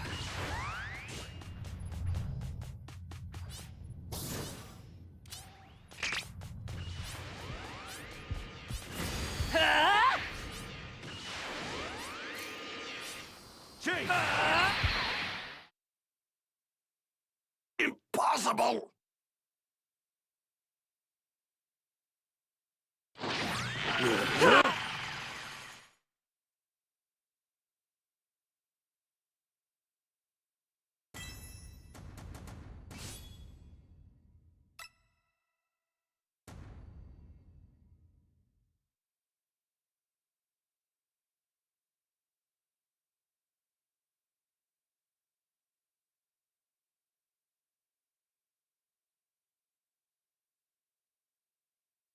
Joe and Donnie. My dog! Mm-hmm. Now that's what I'm talking about.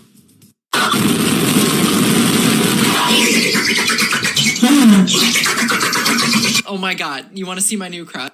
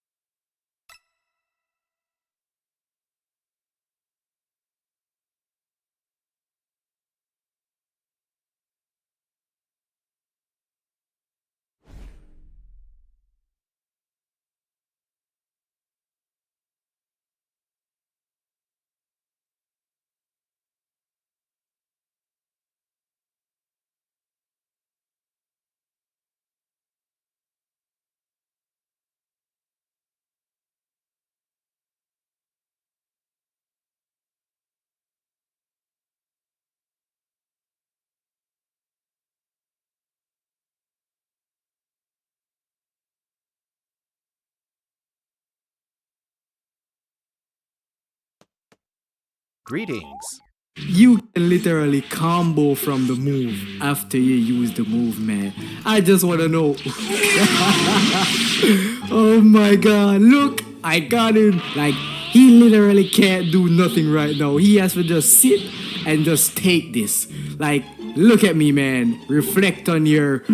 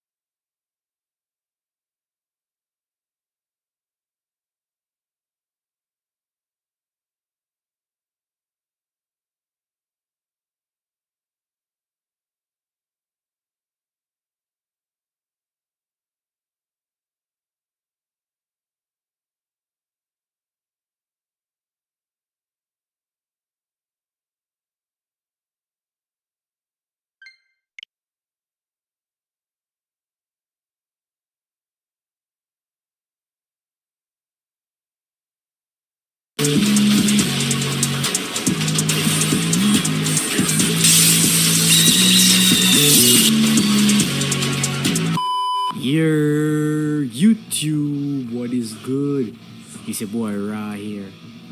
The one, the only Ra Kage here, back with another video, and today we'll be using the man, Mr. Donuts himself. So we going on using some Hit gameplay. Listen, as we know, Hit is one of the characters that he got a new festival preset skill, and today I'll be just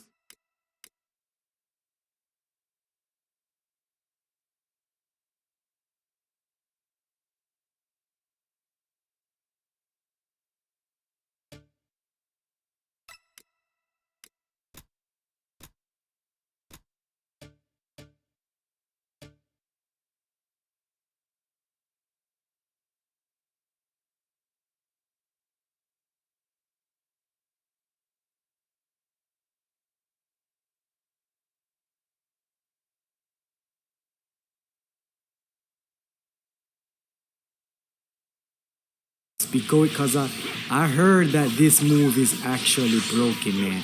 As if Hit wasn't broken enough, this skill literally is broke.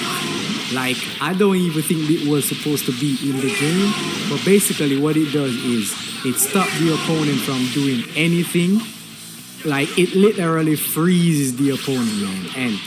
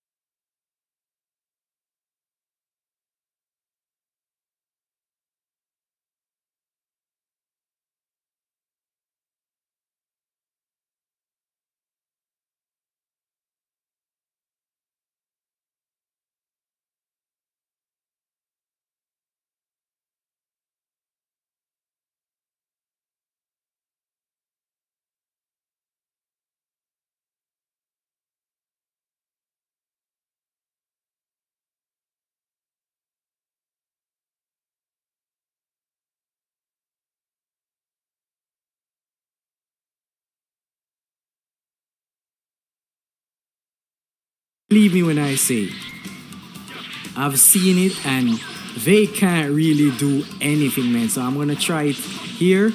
Alright, come on. I'm gonna try. So this video is gonna be a little spammy, but just bear with me, man. Alright, let's go. Let's try to get him with it. Come on, my G. Yes, sir. Look at that. See? Right there, he couldn't move, yo. And another one for good measure. GG.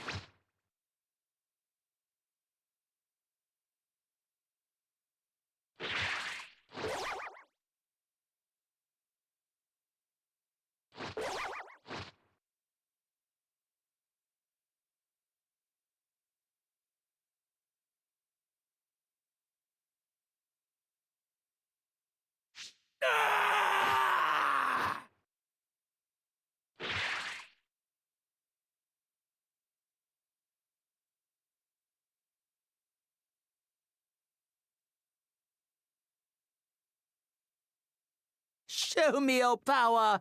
Don't hold back.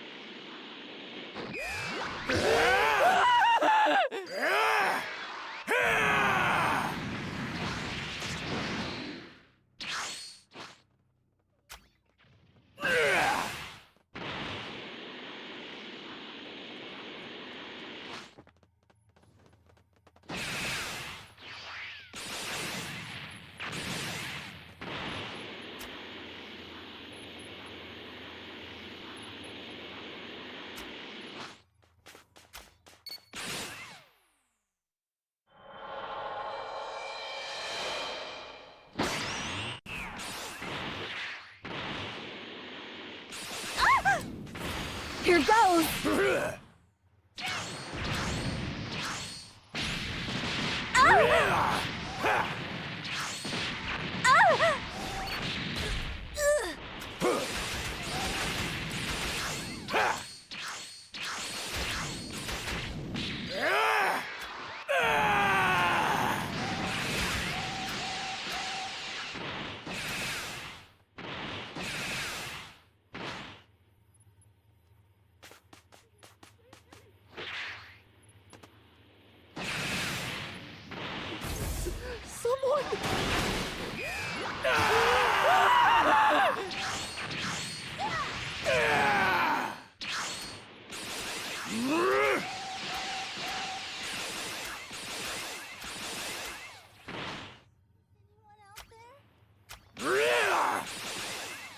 Here goes nothing.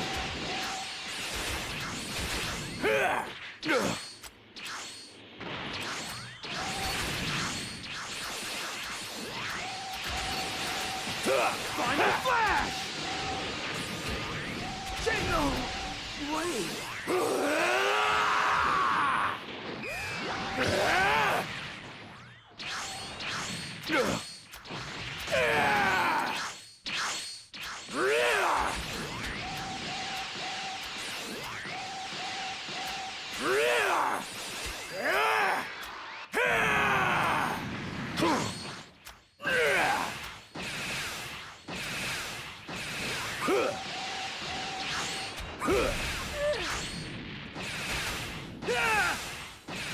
No way!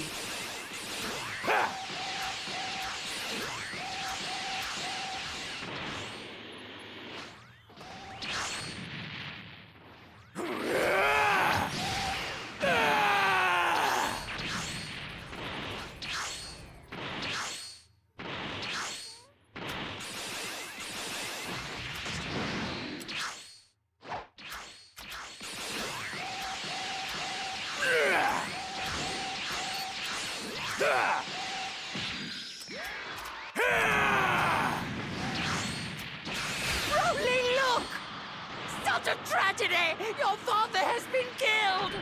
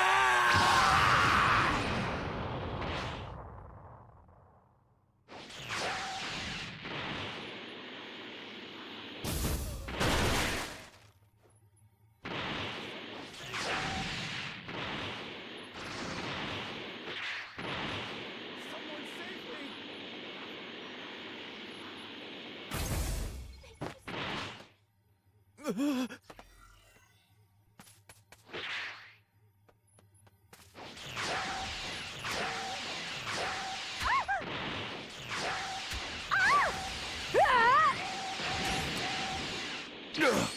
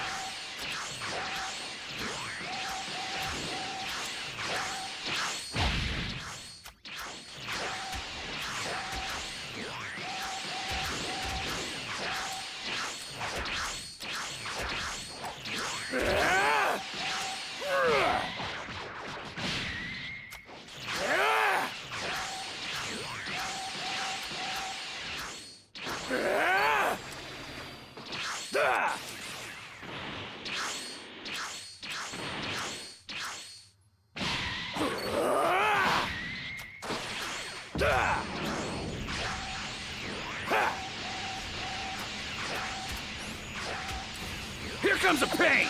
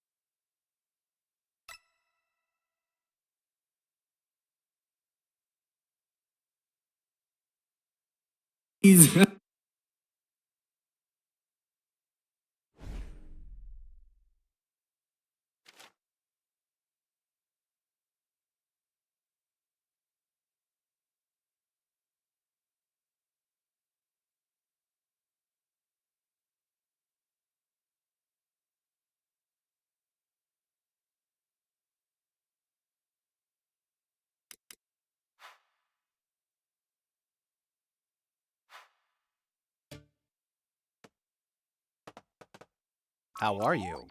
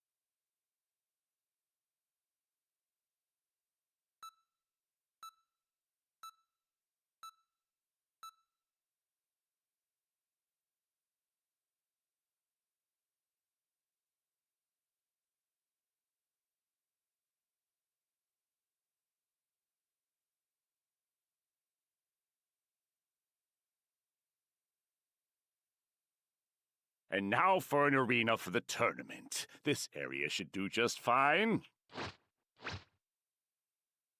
Show me what you can really do, or you're going to regret it.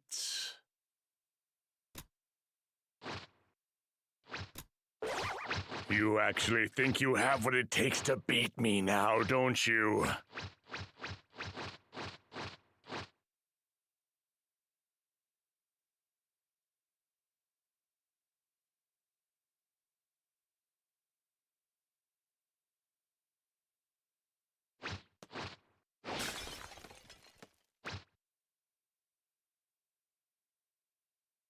Can you hear me? It's Trunks. I've set a super time machine, as well as a crate of supplies. Here's how to launch. Find the power keys, then place them in the right spots. Where am I?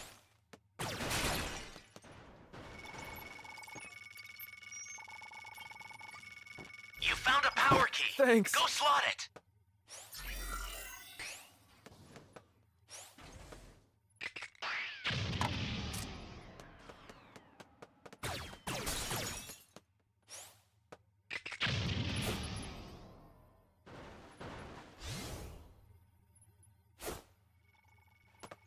That's a new power key.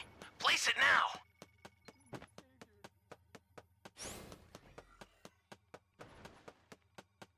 Ugh!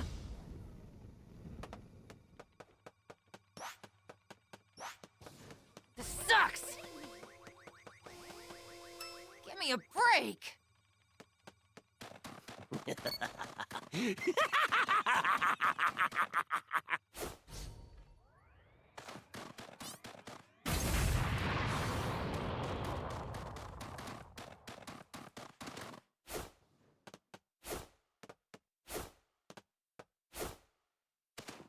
Hey, great! You found another power key. Use it quick.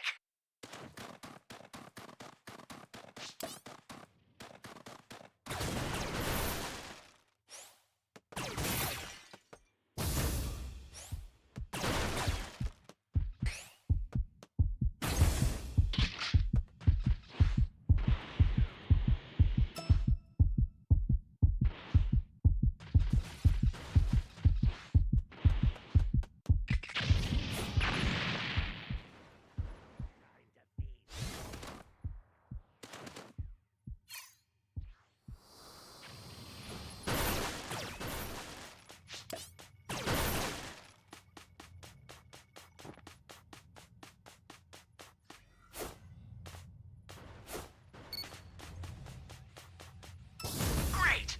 You know what to do with that key.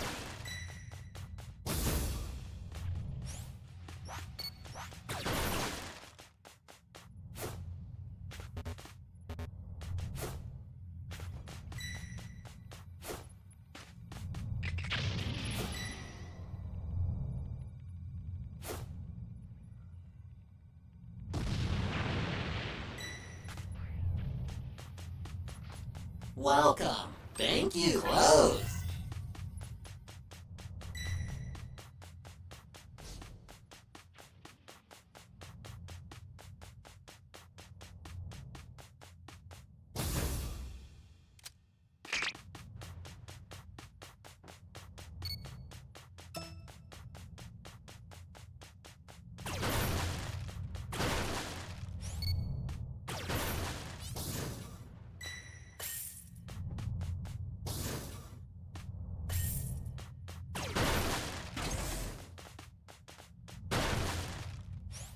Ally down! If you intend to rescue them, watch out for enemies.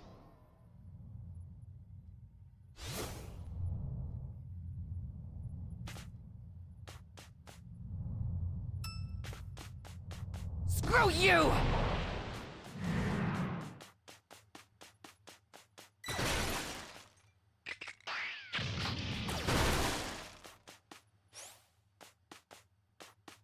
This is bad! Somebody's down! Exercise extreme caution if you're going to help them.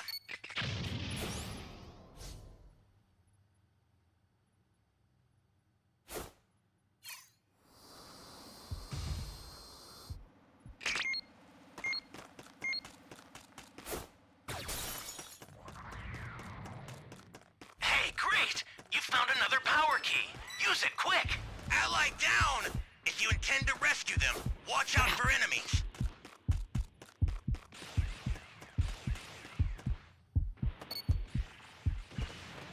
Phew.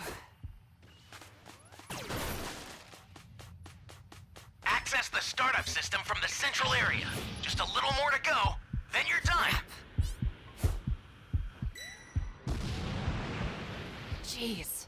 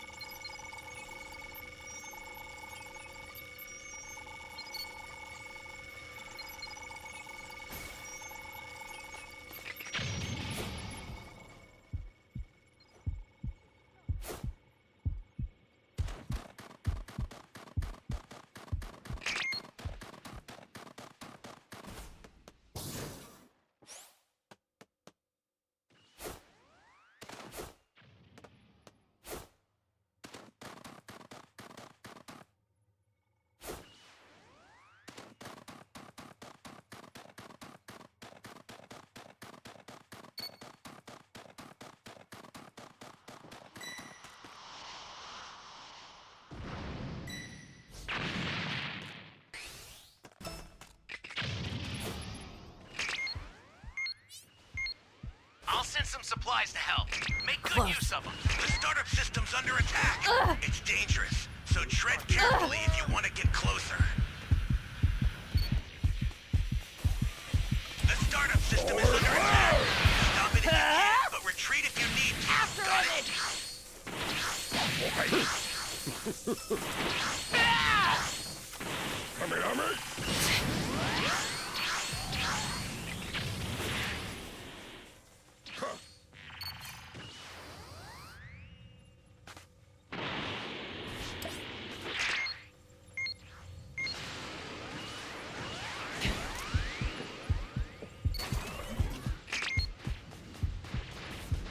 This is bad. Somebody's down. Jeez. Exercise extreme caution if you're going to help them.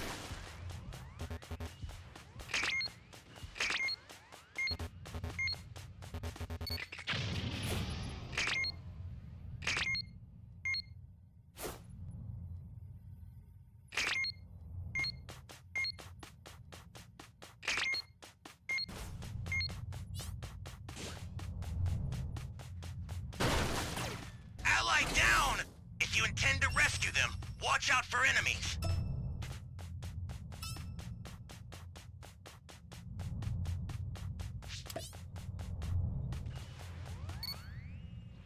This is bad. Somebody's down. Exercise extreme caution if you're going to help them.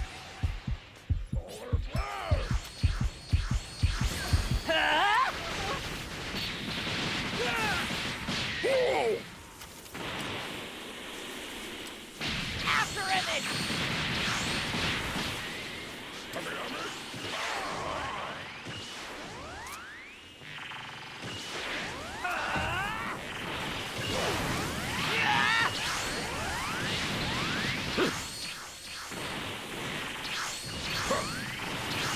Here goes! Damn it!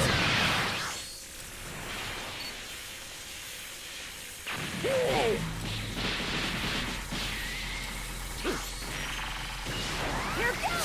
You cocky little worm! Here goes!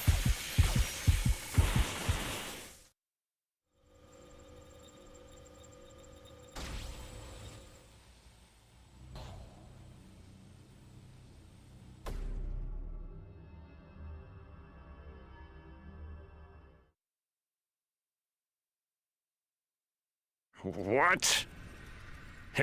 Impossible. As if Hit wasn't already OP enough, man. Alright.